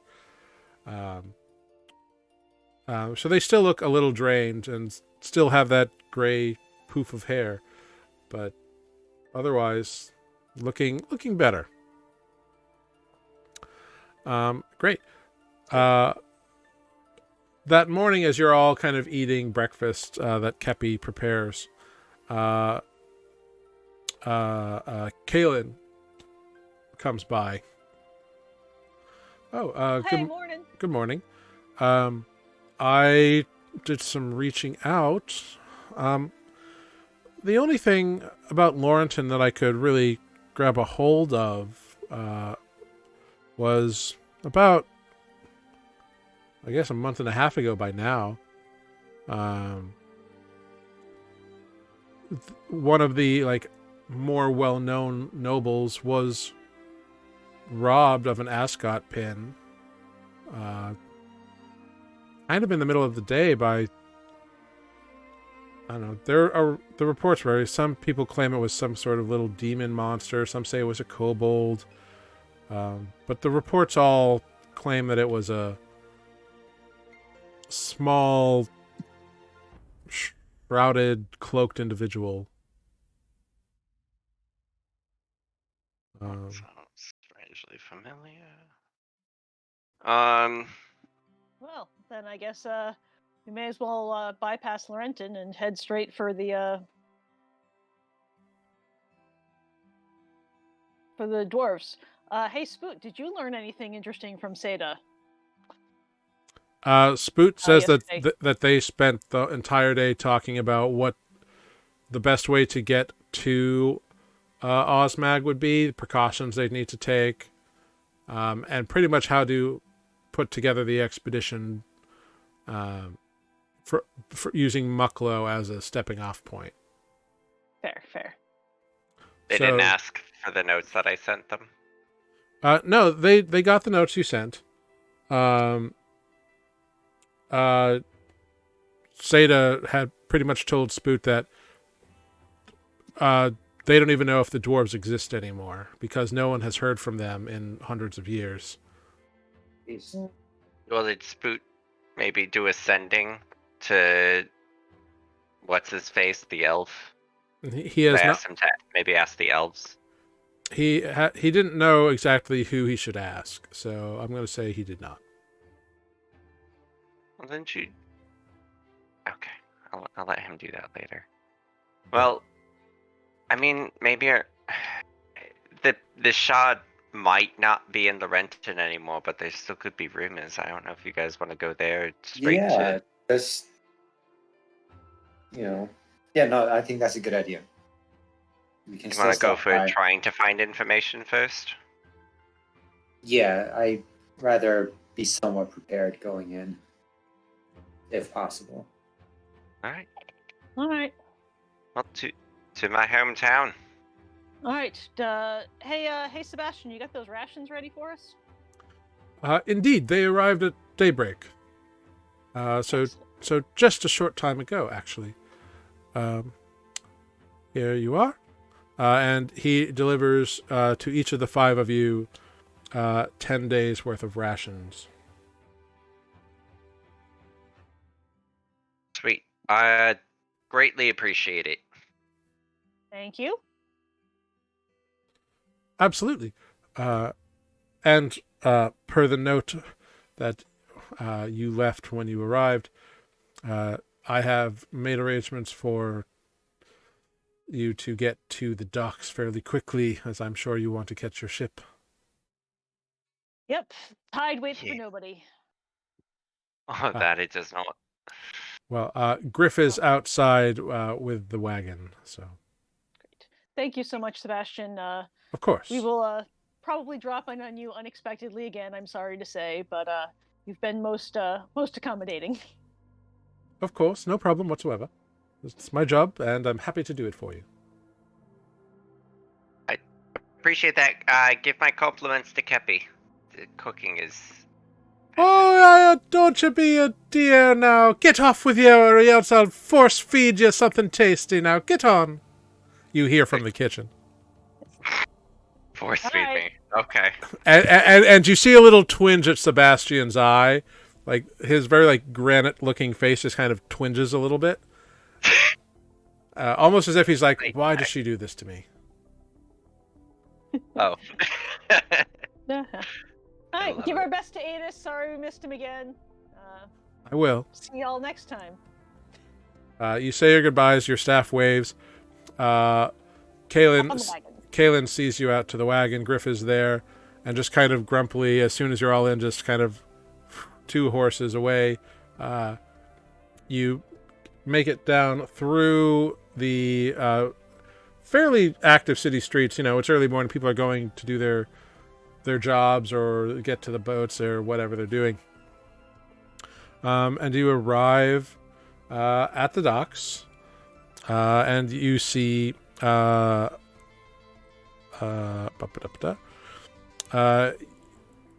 you see Captain Windsong standing at the top of the gangplank with 2 individuals, 2 ship crew folk, swabbies, whatever you want to call them, at the bottom of the gangplank. And she raises her hand and waves you up to the Prevailer. You head on up. She waves her hand, gets you on up there, and away you all go. The ship does not have any issues. It takes about 2.5 days to cross the lake on the ship.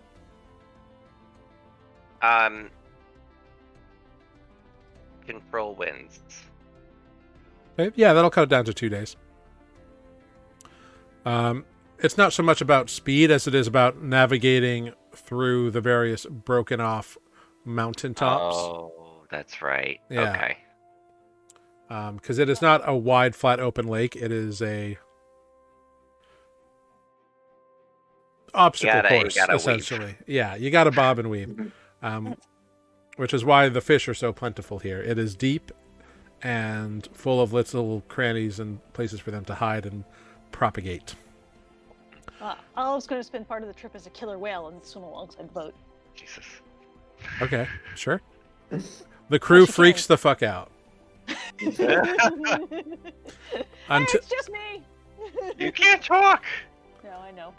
yeah, the captain is aware that you can do this, and she's like, "Calm, crew. It's just their resident orcish druid.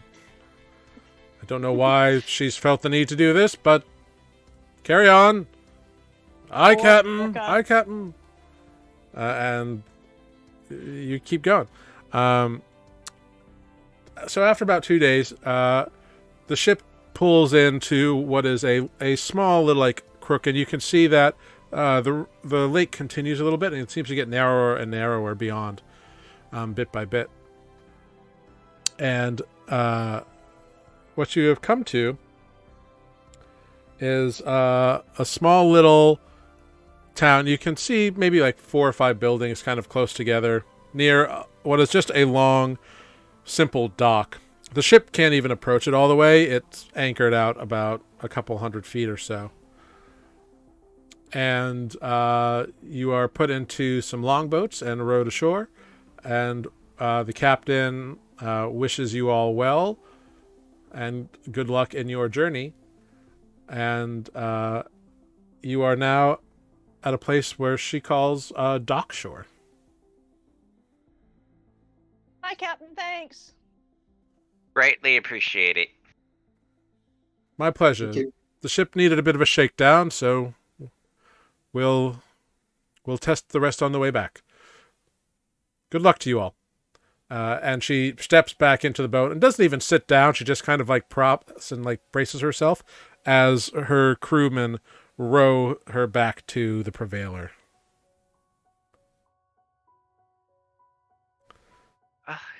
You all ready to fly? Sure. Sure. Yeah. Olive Let's would not do have it. been a Yeah. not have been a killer whale that morning. She would have limited herself to the first couple days of swimming along. Well, it's the end of day 2. Oh, is it And end of the day, like Uh-huh. sleep time? okay. Okay. So what's Is around there- here for? There an inn? Yeah, make an investigation check.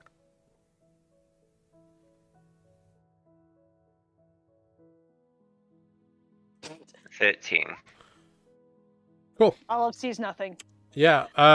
So you kind of walk down, and there's a small little inn tavern thing. This is not like a big like established community as so much as it is like a way station. Just yeah, but there are a couple rooms available in this little inn. Specifically, there are 2 available out of the 2 that they have. Great, we'll take it. Yeah, each room has 3 beds. They're small but comfortable. It's a gold for both rooms for the night. So 5 silver. Oh, okay. room. It's like this little podunk town's gonna charge a gold each. Nope. It's 5 silver each for the room. Okay. And normally it's like 3 people, so it's like even less if you think about it. But Mm-hmm. but like the food is simple but good, and like the meal is included, and you get another long rest. Great. So that would have been Grig is down to a -2. So when you awake the next morning, Grig is down to a -1 to all attacks, saving throws, etc. They are looking much better than they had been. More color in their cheeks. Yeah, back to their more like ruddy, rusty tone. Must be all that pastry from Kepi. Hey, if it works, it works. All right. Just a quick look around. Is there anything notable here in this way station? Make a perception check. Can I use my new passive perception? No, it's okay. I got a 24. Natural 20 for 24 on perception check. Anything? You expertly scan the surrounding area, and it is a small little podunk town. There's a couple people like working. There's a couple of very small fishing ships that seem like they go out. Like we're talking like 2 people in a boat kind of deal that are making their way out in the dawn light. And there's a couple of like stray animals, or at least animals that are out doing their own thing. There's a dog over there. There's a cat over there. And that is what you see in this little town. Except there is one little human boy, who's stuck his head out of a doorway about 50, 60 feet away, and is just like staring at you all like eyes wide and jaw dropped. Because you are nothing like he has ever seen before. Fair.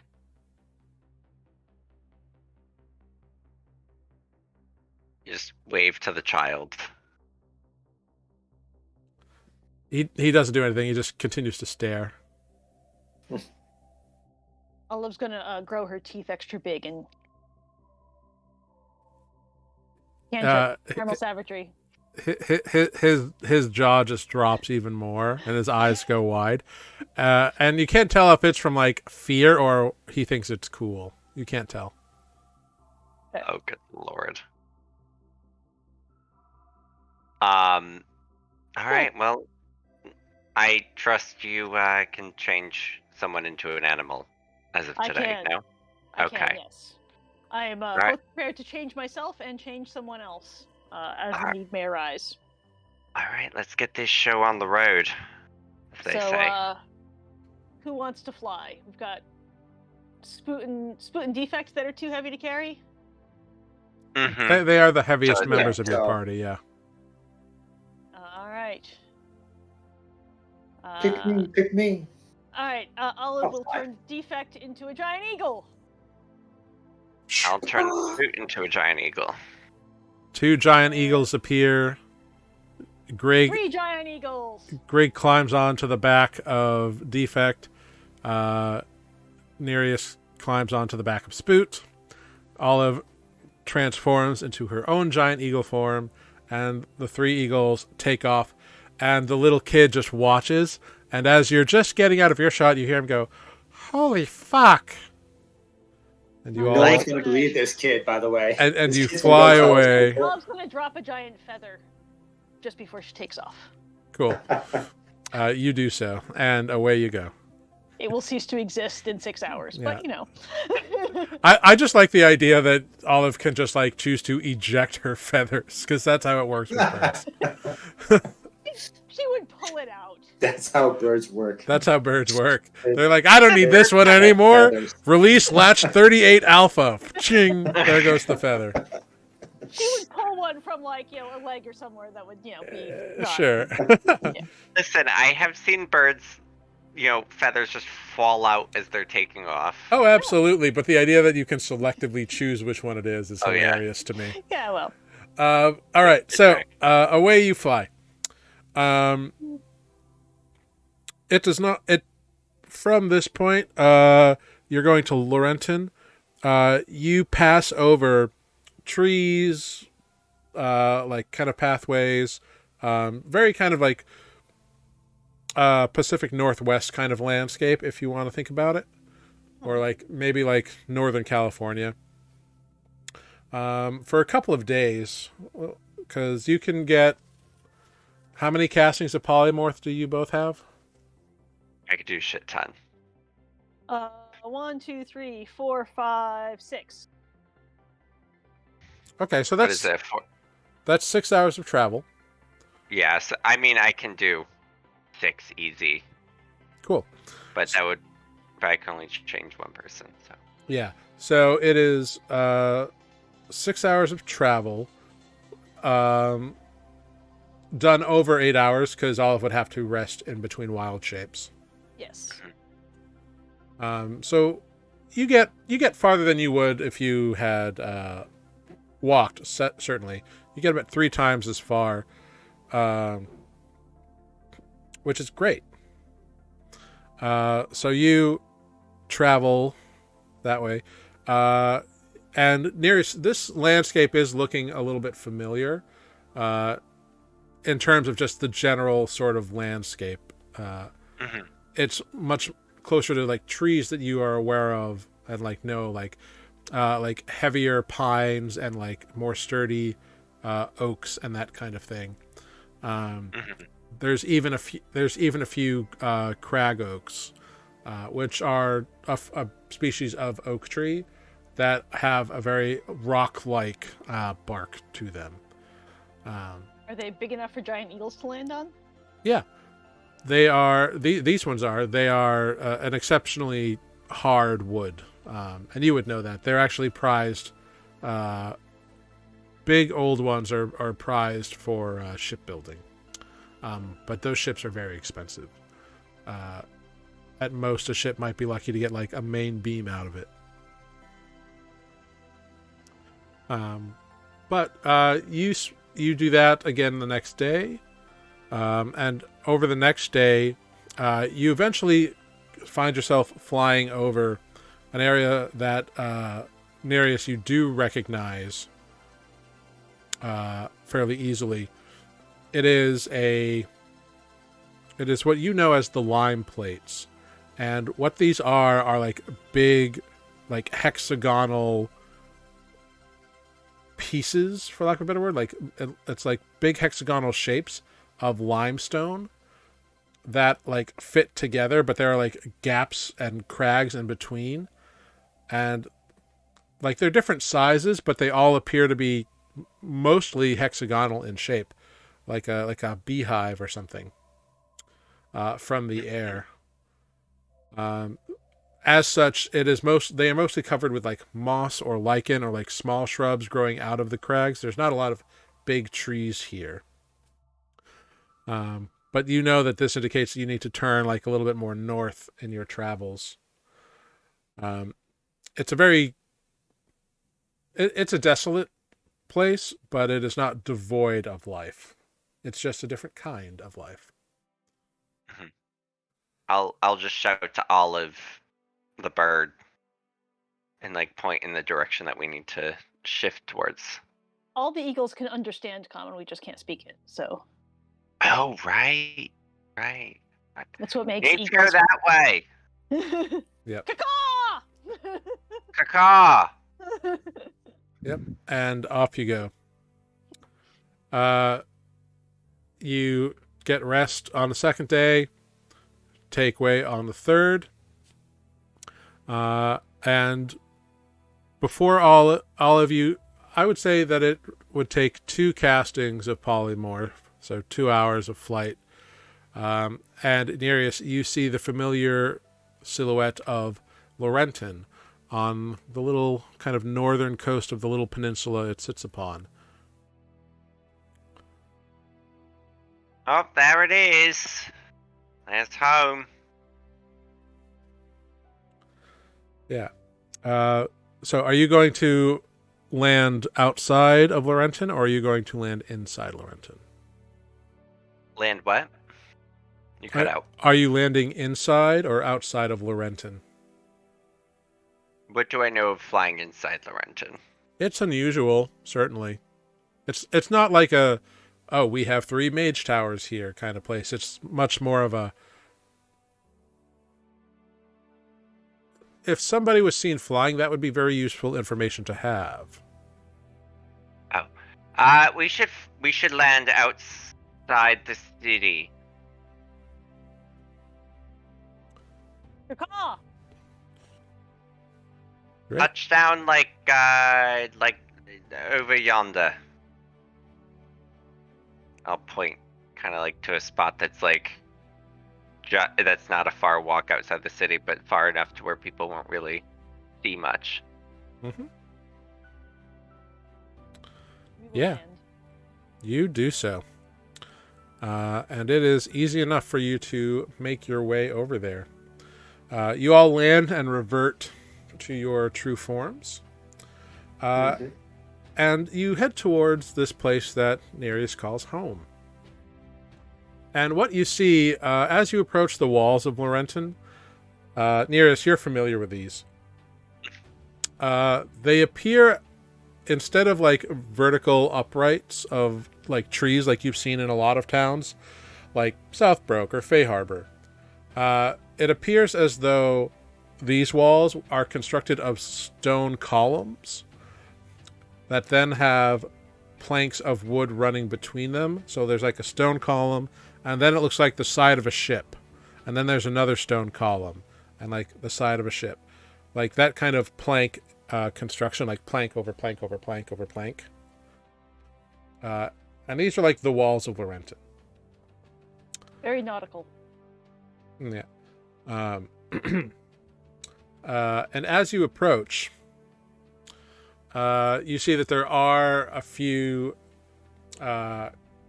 individuals kind of standing at these gates. They're not standing attention. They're kind of leaning off to one side. But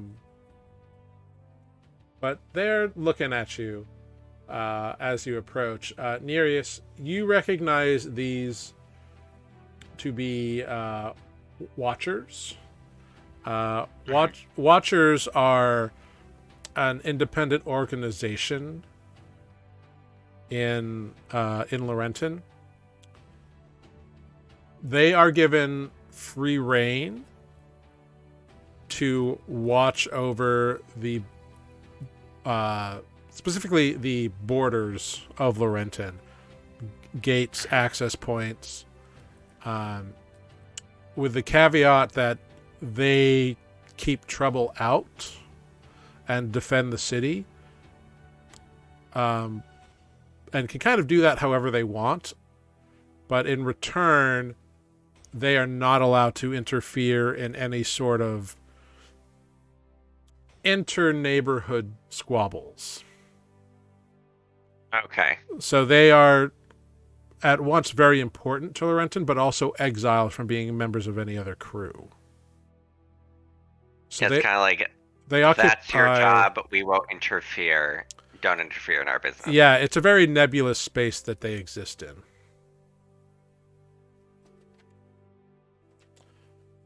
But you see, you approach them, and there's no like uniform that they wear, but they do each have a badge of just like two open eyes. How close are we? You're about 50 feet away. Okay. And Get a little closer. And they're looking at you. Yeah, once you get about Hi. 30 feet. Look back. Hi. What's your business? Well, I'm here to see both my family and go visit old Captain Kate. Ah. So you're a member of Captain Kate, eh? Height of these? Right. And you say you got family here too? I do. Born and raised. What's your name? Nereus? And they look at each other. All right. And where you be staying, eh? What's your family's business? My mom's taking orphans, and Captain Kate, I worked for her, so nothing terribly upstanding, but nothing to look down on. Right.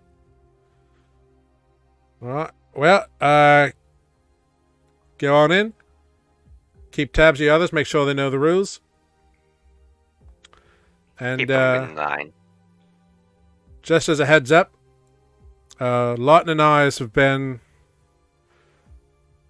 old Captain Crates and his Light and eyes have been having a little bit of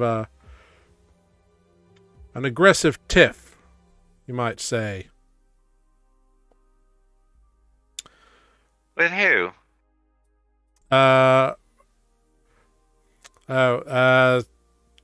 Sapfoot Jones's folks. They've been at it for years, but they're getting heated again. Lord.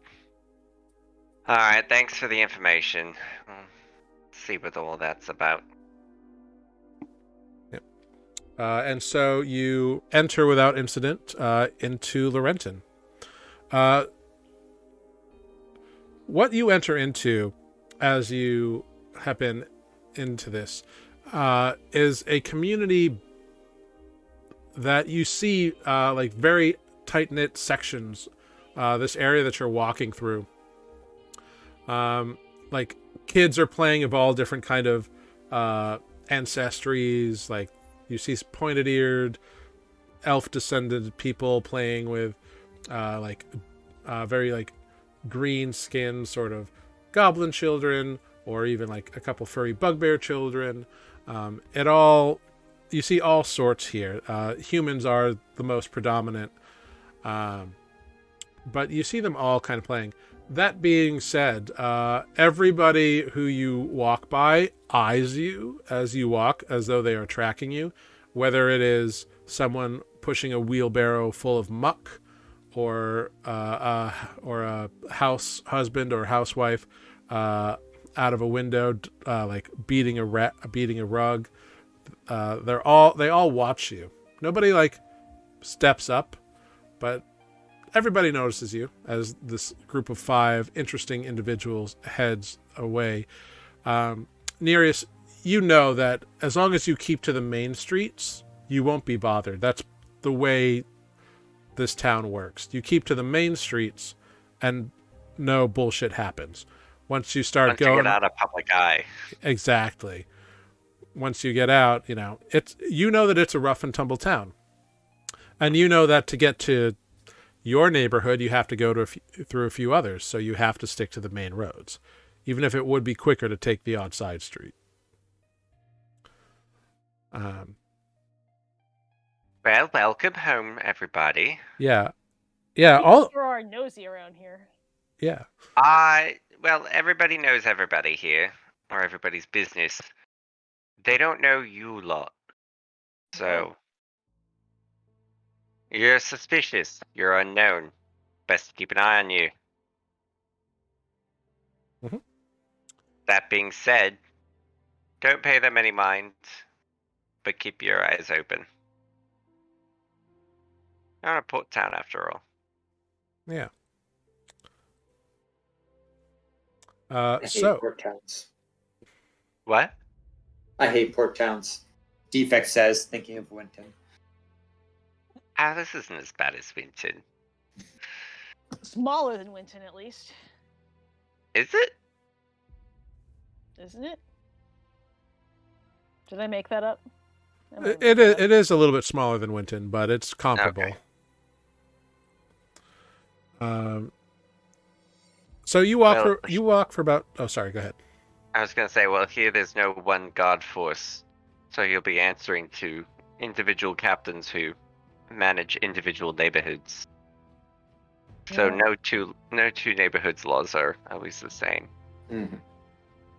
Sounds confusing. Just mind your business, mind your manners. Don't do that. You get it cut off. Yeah, you stick out your tongue and you immediately see this like big burly bugbear over on the other side of the street. Immediately just latch on to you and just like watch you as you go. As you continue on,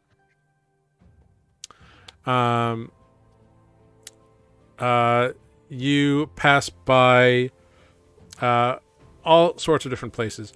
Eventually, Nereus, after about 20, 25, 30 minutes, you are able to navigate into a very familiar area. You have come to Gott Street.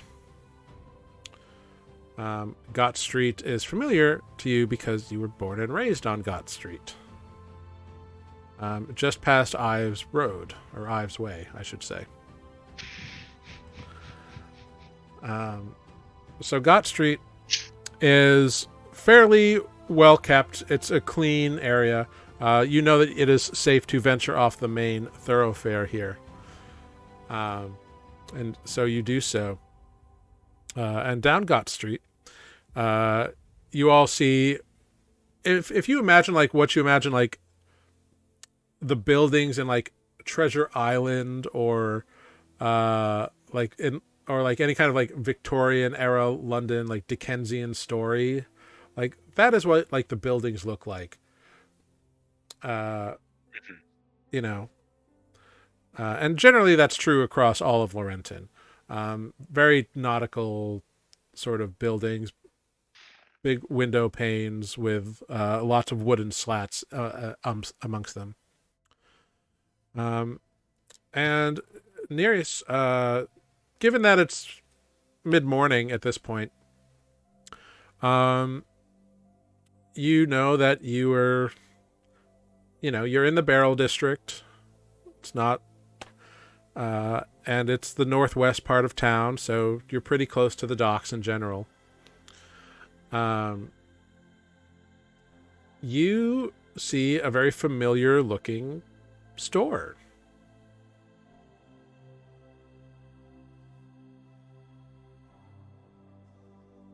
What kind of store? It's an import-export building that you're very familiar with. They do a lot of furniture and rugs. And it's just called the Graball. You recognize your mom's place. Oh, there we go. There's home. Do you guys want to walk around a bit? Or do you want to drop your stuff off? What are you two feeling? Are we staying here? Where are Well, we we staying? need to...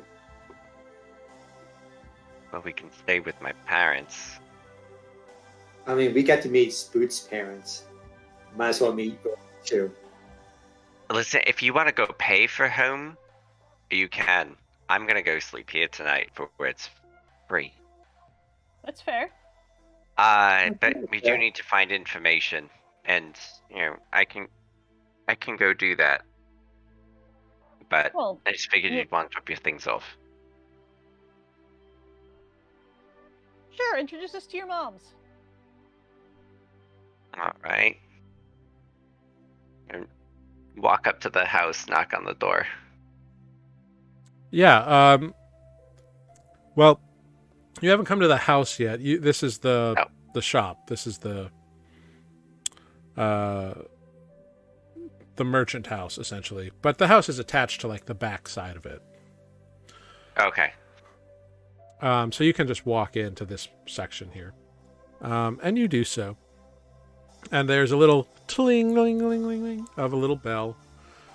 And as you all walk in, it's a fairly large space, and it seems like there are like shelves or like hooks that have like rolled rugs stacked on them. You see like blankets folded up on shelves. You see a few like tables that have been cleaned and are well maintained with like matching chairs. It looks like it's very much like just a kind of like a housewares kind of place.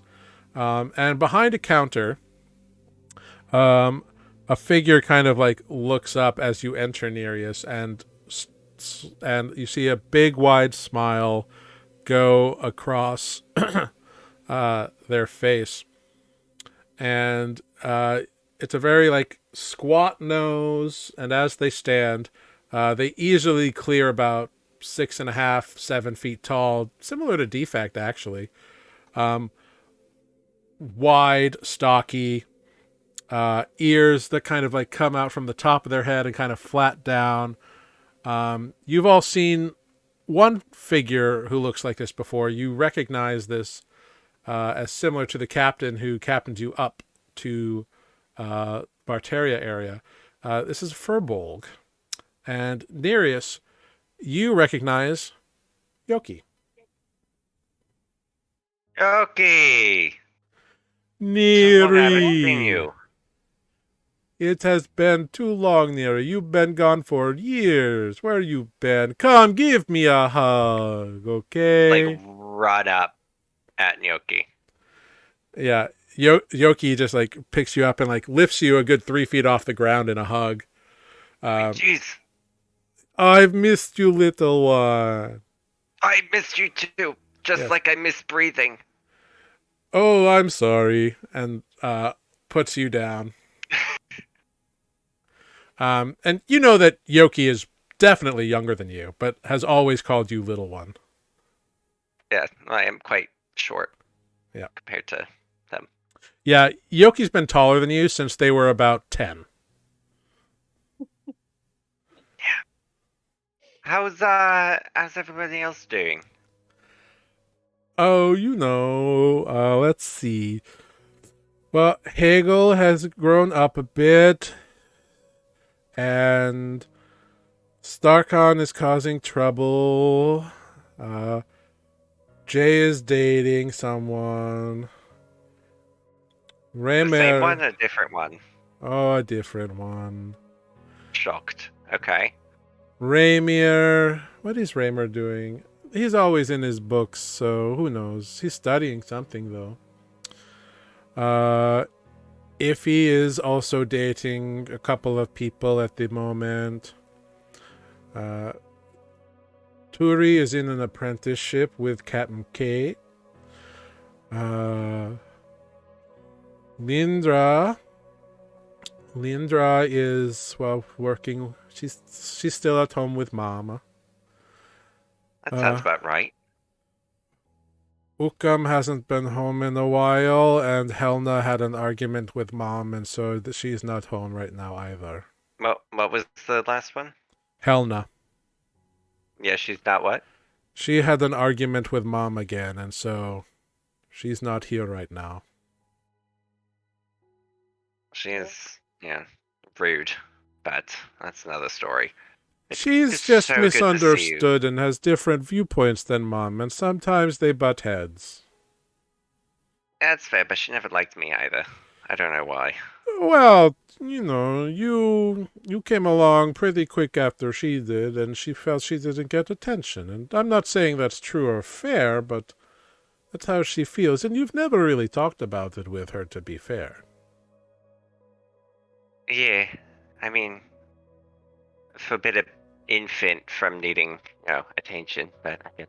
I understand it's not your fault. It's just, she felt that way. That's all. Well, I guess they're both gone, so there'll be no fights at home. That'd be great.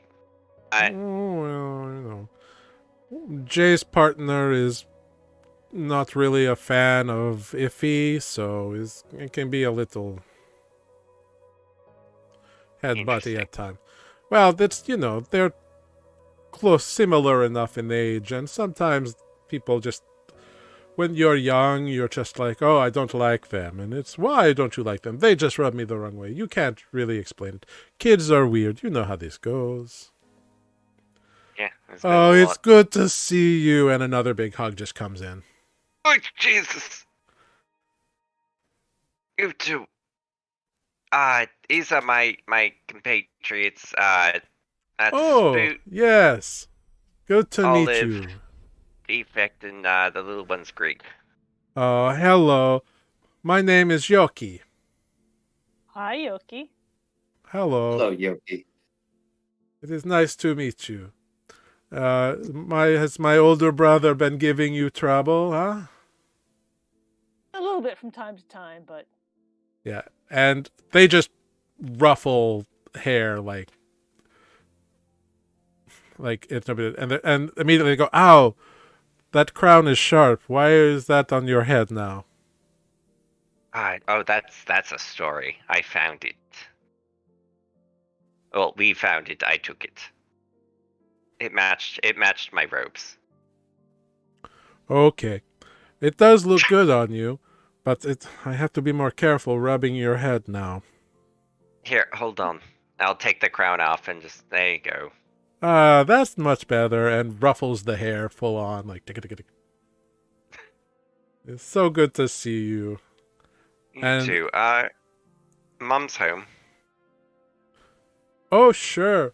Yeah, Mama's home, definitely, and Mom's in the back somewhere. Hold on. And she just kind of, like, picks up what looks to be, like, a big speaking horn, and you hear her speak into it. And, like, this individual has not been particularly vocal, like, loud volume, just kind of da-da-da-da.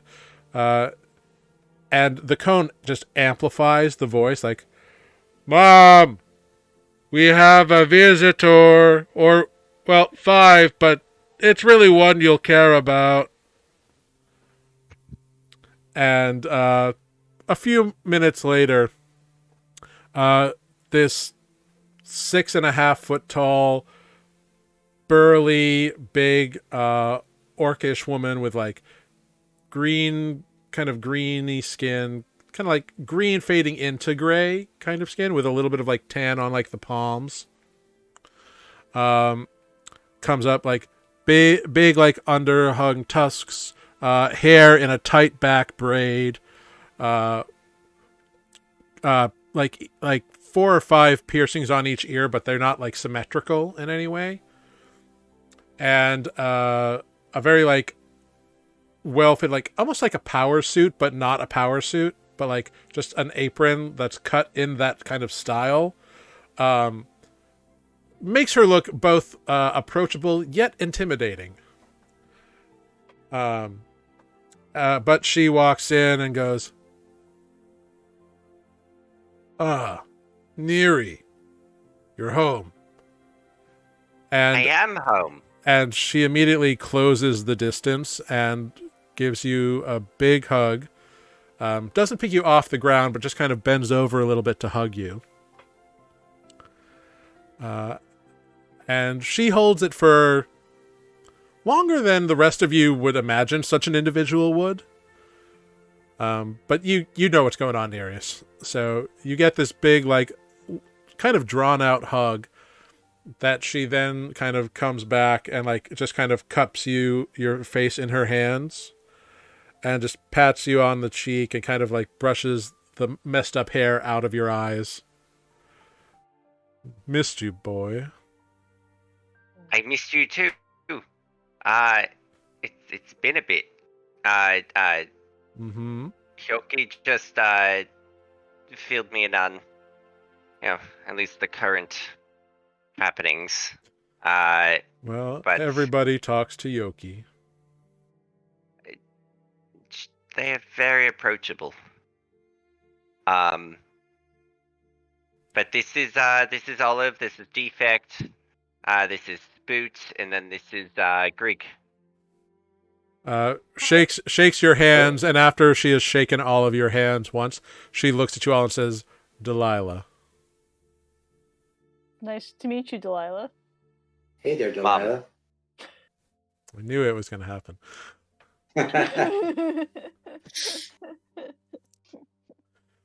She just nods in response. How's the store going? I mean, it looks good. It's clean. It's still profitable enough. Now that That's we good. have love you kids, but there's less of you, so it's easier now. I could imagine. Yeah, we just came up from Laurenton, and we were You're over in Laurenton. We're in or Laurenton. not Laurenton. Jesus Christ. Too many places. Fay Bay Harbor. Harbor. Never been. We're in Fay Harbor, Sewell, the swamps, Winton. It's all a blur. Barteria. My I tried to boy, block that one out of my memory. you have been busy the past 2 years, huh? That's one word for it. Good to be home, though. Barely a letter the whole time. Well, listen, it's hard to keep in contact over these distances. What? No ships around these places? Okay, that's on me. Do we have ships that go to Winton? We do. Yeah, you've worked them. Oh, that's on me. I'm so sorry. I could have sent one back when I got to Sewell and Winton. Important thing is you're safe. That I am, thanks to these folk. She turns her big head and nods towards you again. Is Mama home? Of course. You should definitely go say hi. All right, I'll see you later. And I'm gonna run back towards the house. Yeah. You see Nereus enter or exit a little small door in the back of the shop. And he gestures for you, and Delilah gestures for you all to follow after him. It's nice to meet you. And she just kind of waves. And running out after Nereus, you see it's just a short little, like, maybe 20 feet back down this little, like, alley that's been constructed, although it's filled with, like, plant growth, like flowers and herbs and stuff. There's another doorway on a little tiny porch. And Nereus is, like, up there looking back, like, impatiently waiting for you all to, like, come. Are you guys coming? Yeah, of course. Yeah, Yeah, no, yeah, we're yeah. going. Yep. Right. And Nereus, you are at your front door. I open the door. Yeah. You open the door and you are immediately assailed by a very familiar aroma. Your mom's bread. Your mama's bread. She cooks it every day, at least 3 loaves, if not more. And it's like the big, like, it accompanies every meal. It's like the snack food. It's just what everybody eats, like, whenever there's time. And at first you hear nothing, and then you hear, like, a clattering sound from another room off to the right, which you know is, like, the den or the playroom or whatever the fuck it needs to be for whatever's happening that day. Because off to the left is the kitchen, which is where this bread smell is coming from. And looking over, you see a a couple of little things. You see a little human child and a little halfling child. The halfling child is looking at the human with like big eyes, like uh-oh eyes. And then you hear a very familiar voice. You hear a very familiar voice. Sorry, I'm very excited to do this. Is it a voice? Oh no! Helgi, Turi, what have you done now? And coming in from yet another room, you see a very voluptuous, kind of, not quite portly, but a few extra pounds, blue-skinned tiefling female with like horns that curl back over her head and then like under her ear. So not like full ram, but just kind of back and then a little bit under. With like Blue? with purple hair. You said she's blue? She's blue. And she's wearing like a simple white and kind of not and complementary blue, but not like the same color as her skin blue, but a complementary blue and white dress. She's like, "Oh dear, you two are always causing trouble, aren't you? Oh my gosh." And looking at the mess that has just been made. And then she like picks her heads up and goes, "Oh, it's my little Neri!" And she like rushes up to you, and your mama is shorter than you. So so she just grabs you around the waist and says, "Neri, where have you been? I have barely heard from you. Oh, you look so good. Oh, you look thin. Do you need some food? Here, come have some bread." And she just pulls you in. Oh, Jesus. Come on. I was like, Come in, pushed come jab in. really well. I'm getting pulled away. No, Neri, oh, look at you. You need to have some food. Here, have this. Eat it. Open up. And she just shoves like a piece of bread into your mouth. Oh, Yes. Chew. Now sit can I have down. some water? Sit down, Neri. She turns. Turi, get your brother some water. Look at you. Oh, look at your tattoos. Oh, they're all in different places. Oh, dearie. They do that. Oh, I know they do, but they're different now. It's just a different thing. And are you warm enough in this? I mean, it's getting cold. Surely you got to do better than this. You really have to wear more. And this crown you are wearing, what is this? This is very nice. How did you afford such a thing? And My ring keeps me warm, and I'll show Mama my ring. Mhm. Always warm. Don't worry. I'm not gonna catch a cold. The crown we got off of. We went to ruins of a dragonborn in the swamps, and there was a dead body, and I took it off the dead body, and now I'm wearing it. well, I hope you cleaned it. And you should always have an extra blanket, even if you think you're going to be warm enough, because it's cold out there sometimes. And I know you've been all over the You know place. I always clean everything. Look I do the magic thing all the time. Every time. Yes, I know. But you have to make sure all the germs are gone, sweetie. That's what the magic is for. That's what you think the magic is for, but you don't know that it does it. Do you want to scrub it down? Is that what you're telling me? I'm just saying that you should take care of your things properly. That is all. I do take care of my things. I'm not telling you anything. You live your life. I understand. You have to live dangerously. I understand. I get it. It's okay. Oh, it's so good to see you. You too. You have friends here. Hello. Hello. It's so nice to meet you. My name is Joy. I am Nereus's mama. Hello. Hi, Joy. Hello, Joy. Hello. Oh, would you like some bread? Here, have some bread. And she just puts bread in like each one of your hands. That's delightful, thank you. Oh, not a problem. I was so used to people coming and going all the time. But I guess when you have eight, 9? How many kids do I have? Oh, when you have a lot of kids, it's just all over the place. 10? Including me? I think it's 12 including you, isn't it? Let's see. There's you, there's Ukam, there's Helna, there's Lindra, there's Yoki, there's Turi, there's Ify, there's Helgil, there's Ramir, there's Jay, there's Starkot, and Sabin. Yes, 12. But who's your favorite one? Oh, Mama can never pick a favorite. Insight check. Go for it.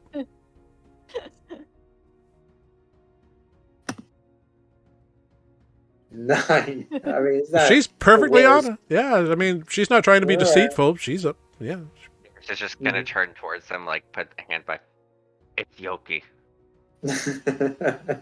No. You know, I love all of you just the same, but differently. I love all of Yes, you but equally. Yoki helps you keep the peace. Well, Yoki has similar talents to mine. I'm not going to say otherwise.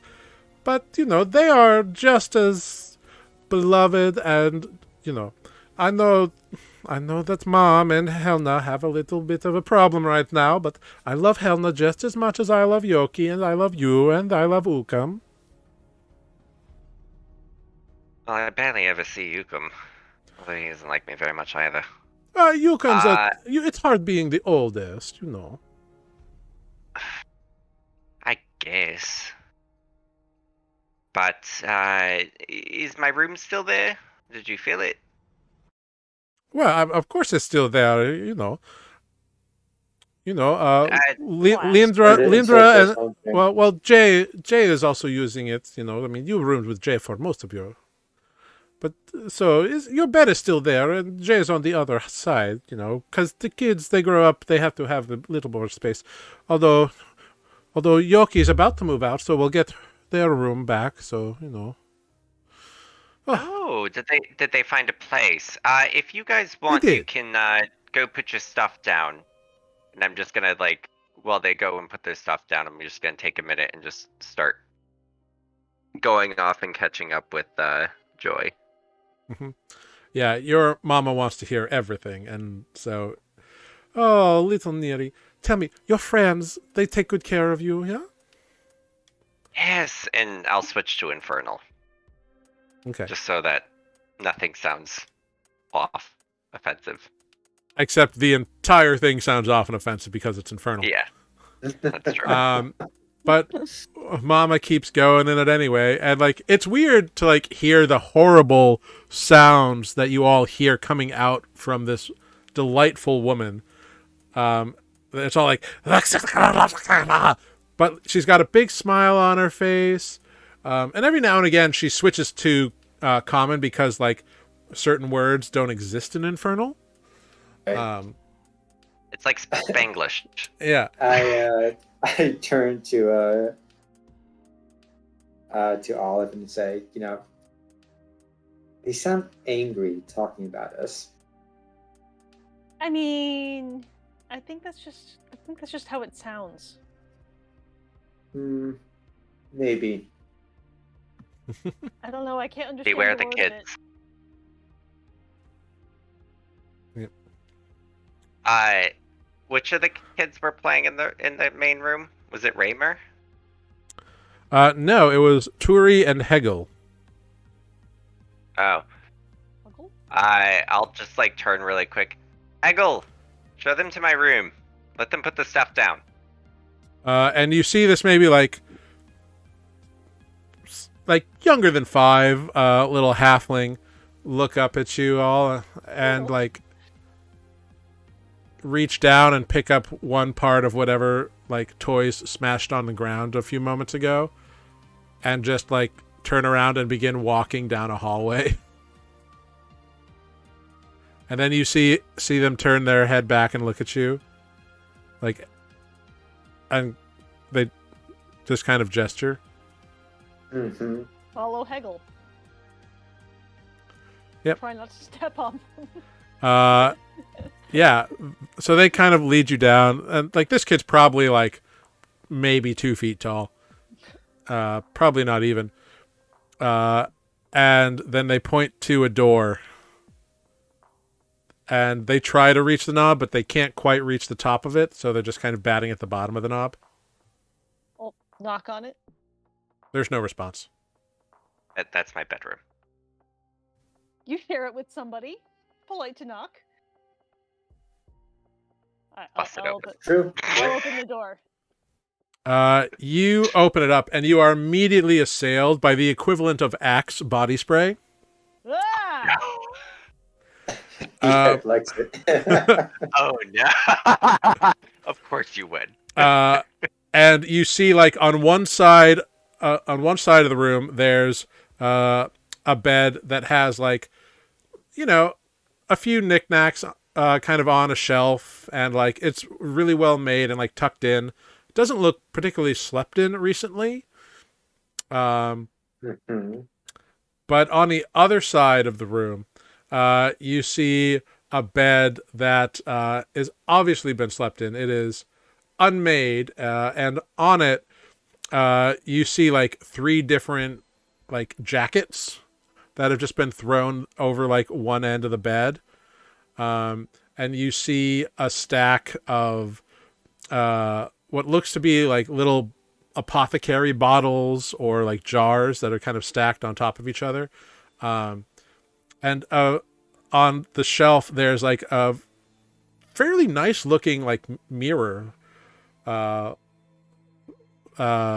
you know, and on the walls on that side of the room, there's the equivalent of, there's like these parchments or not quite parchment, but like woven mats, like a really thin woven mat that have various pictures or depictions, I should say, of like attractive young ladies or attractive young men. Of what species? It varies. Like there's a human, there's a tiefling, there's We like don't a discriminate half in elf. this household. Yeah, there. It's all like you get the sense that it's like a horny teenager on that side of the room. Is there a window? Yeah. I'm gonna open it. Immediately a breeze comes in. The window is over the other bed, the like nicely made, like barely used one. Mhm. But like the breeze comes in and like it helps with the Axe body spray equivalent aroma that is here. Olive's gonna light a stick of incense. Oh God, I don't know if that's good or bad, but It'll probably explode. All the aerosols in there. Open the window first. yeah. But you can put your stuff down and like you put your backpacks down and you can head back out. Who's the first person to leave the room? Can't be Grig or Spoot. I guess it'll be me. Cool. Defect, make a dexterity saving throw for me. Right. Dexterity saving throw, and I get advantage, so. Good thing. Right? Yeah, okay. 18. All right. You go to step out of the room and you immediately clock right before you step that a small foot has been put out in front of you to try to trip you. And you immediately correct and step over it. Right. And you look down and you see the same human child who was out in the front early. You recognize Turi. And they just kind of look up and smile at you with a big smile and they go, ha! And like scamper down the hall back towards the main room. Yeah, I'm going to keep visual on that kid now, Okay. as long as I'm in this house. You Just stare like, and I'm clock eyeing the this kid. Yeah, I'm like, not on my watch. He's not going to trip me. Back in the kitchen, Nereus, you and Joy are having a big talk. So your friends, they are treating you nice, yes? Yeah, we're just traveling a lot, helping each other with certain things. Okay, well, this I feel is like I was good. meant to bump into them. Oh, that's very good. You left and you were very concerned. You were very worried about all of your tattoos and all these rains and storms and stuff. Tell me, have you learned anything? Tell me, Neri. A little bit. I had a vision conversation with someone who, at least claims to be a parent. His name's Chalk. Chalk. Okay. Where did you find this person? Huh? in my mind, it was like I was trying to like meditate and find where my magic came from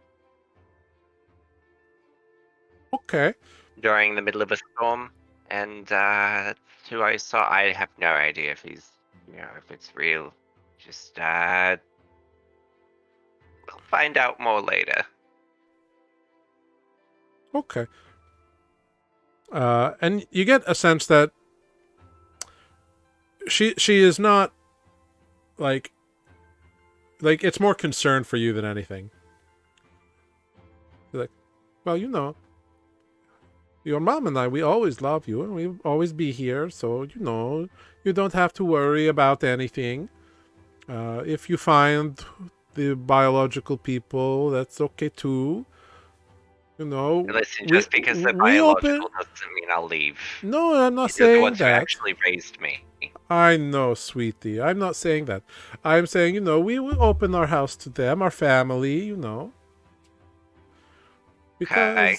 if they are your family, if they are your family, they are our family. So that's how this works, Okay. Well, I'm not going any. Well, I'm going to be traveling, but I'm not going to Oh. leave the family.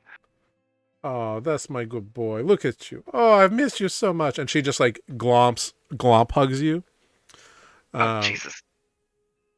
Which is when all of your friends come back into the kitchen. You see this mama tiefling just like glomp hugging Nereus.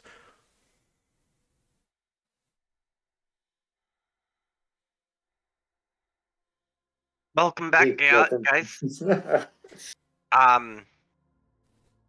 Mom, how's Kate been? Oh, he's been fine. He's got a little bit of a scruffle with old, we're not actually part of the crew so much as we are like residents, and the crew like does the thing. But Sapfit's been, a little bit of pain in the butt lately. It's okay, but we do what we can. Okay, he's a good man, he always looks out for all you kids and all the kids in the neighborhood. So, that's good. Right, and right, so like nothing's of concern's been of late aside from the scuffle. Everything else is fine. Yeah, there's been a couple of big kind of fights, with a couple people dead, but nobody. People on both sides, but nobody really close to us. So you got to kind of take it as it is. It is with Laurenton. We try to keep the kids out of it, but you are a grown boy now. You understand these things.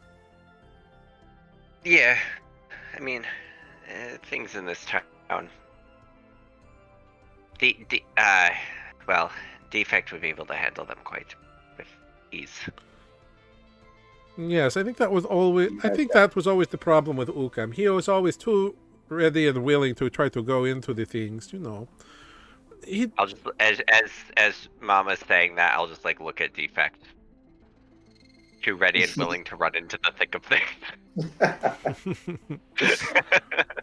Ukam's a good boy. Like, don't get me wrong. Like, his heart's in the right place, but sometimes he does go hard on things.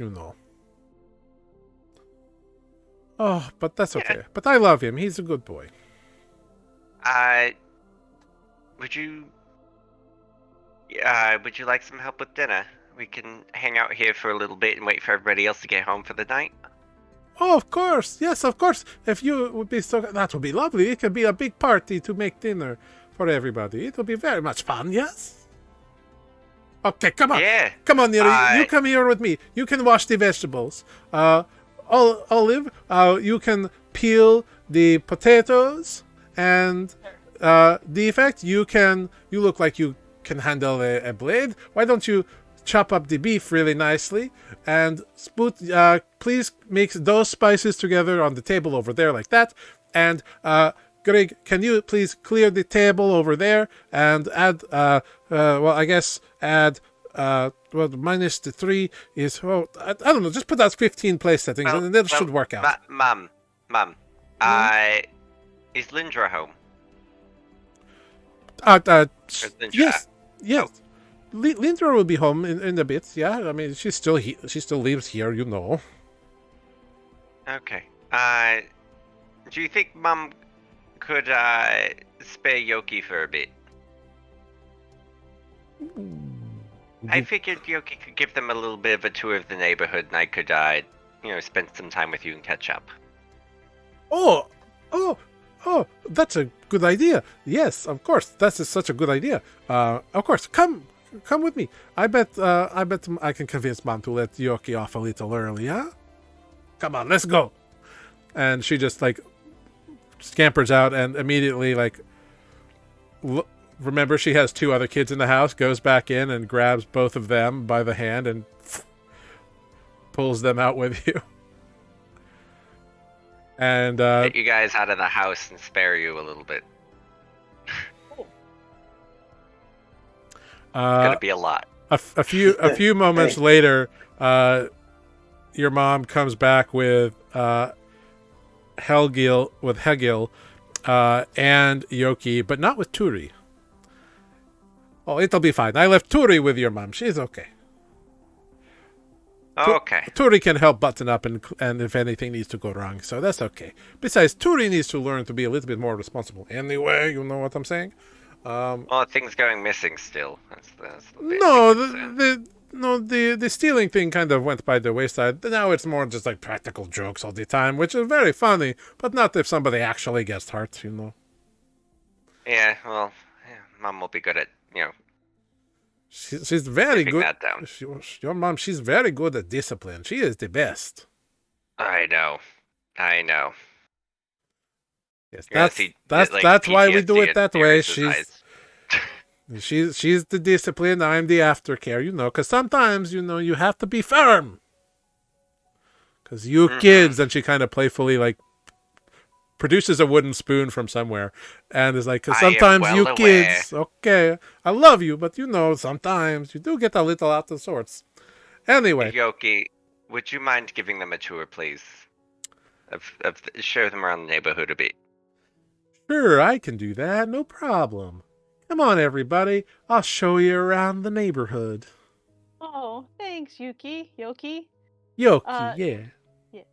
Would you say we've been here long enough to have gotten a short rest? No. Not with all the energy in this house. Absolutely not. Fair. No rest. And so Yoki goes off to tour the neighborhood with you guys. Nereus, you have some alone time with Mama.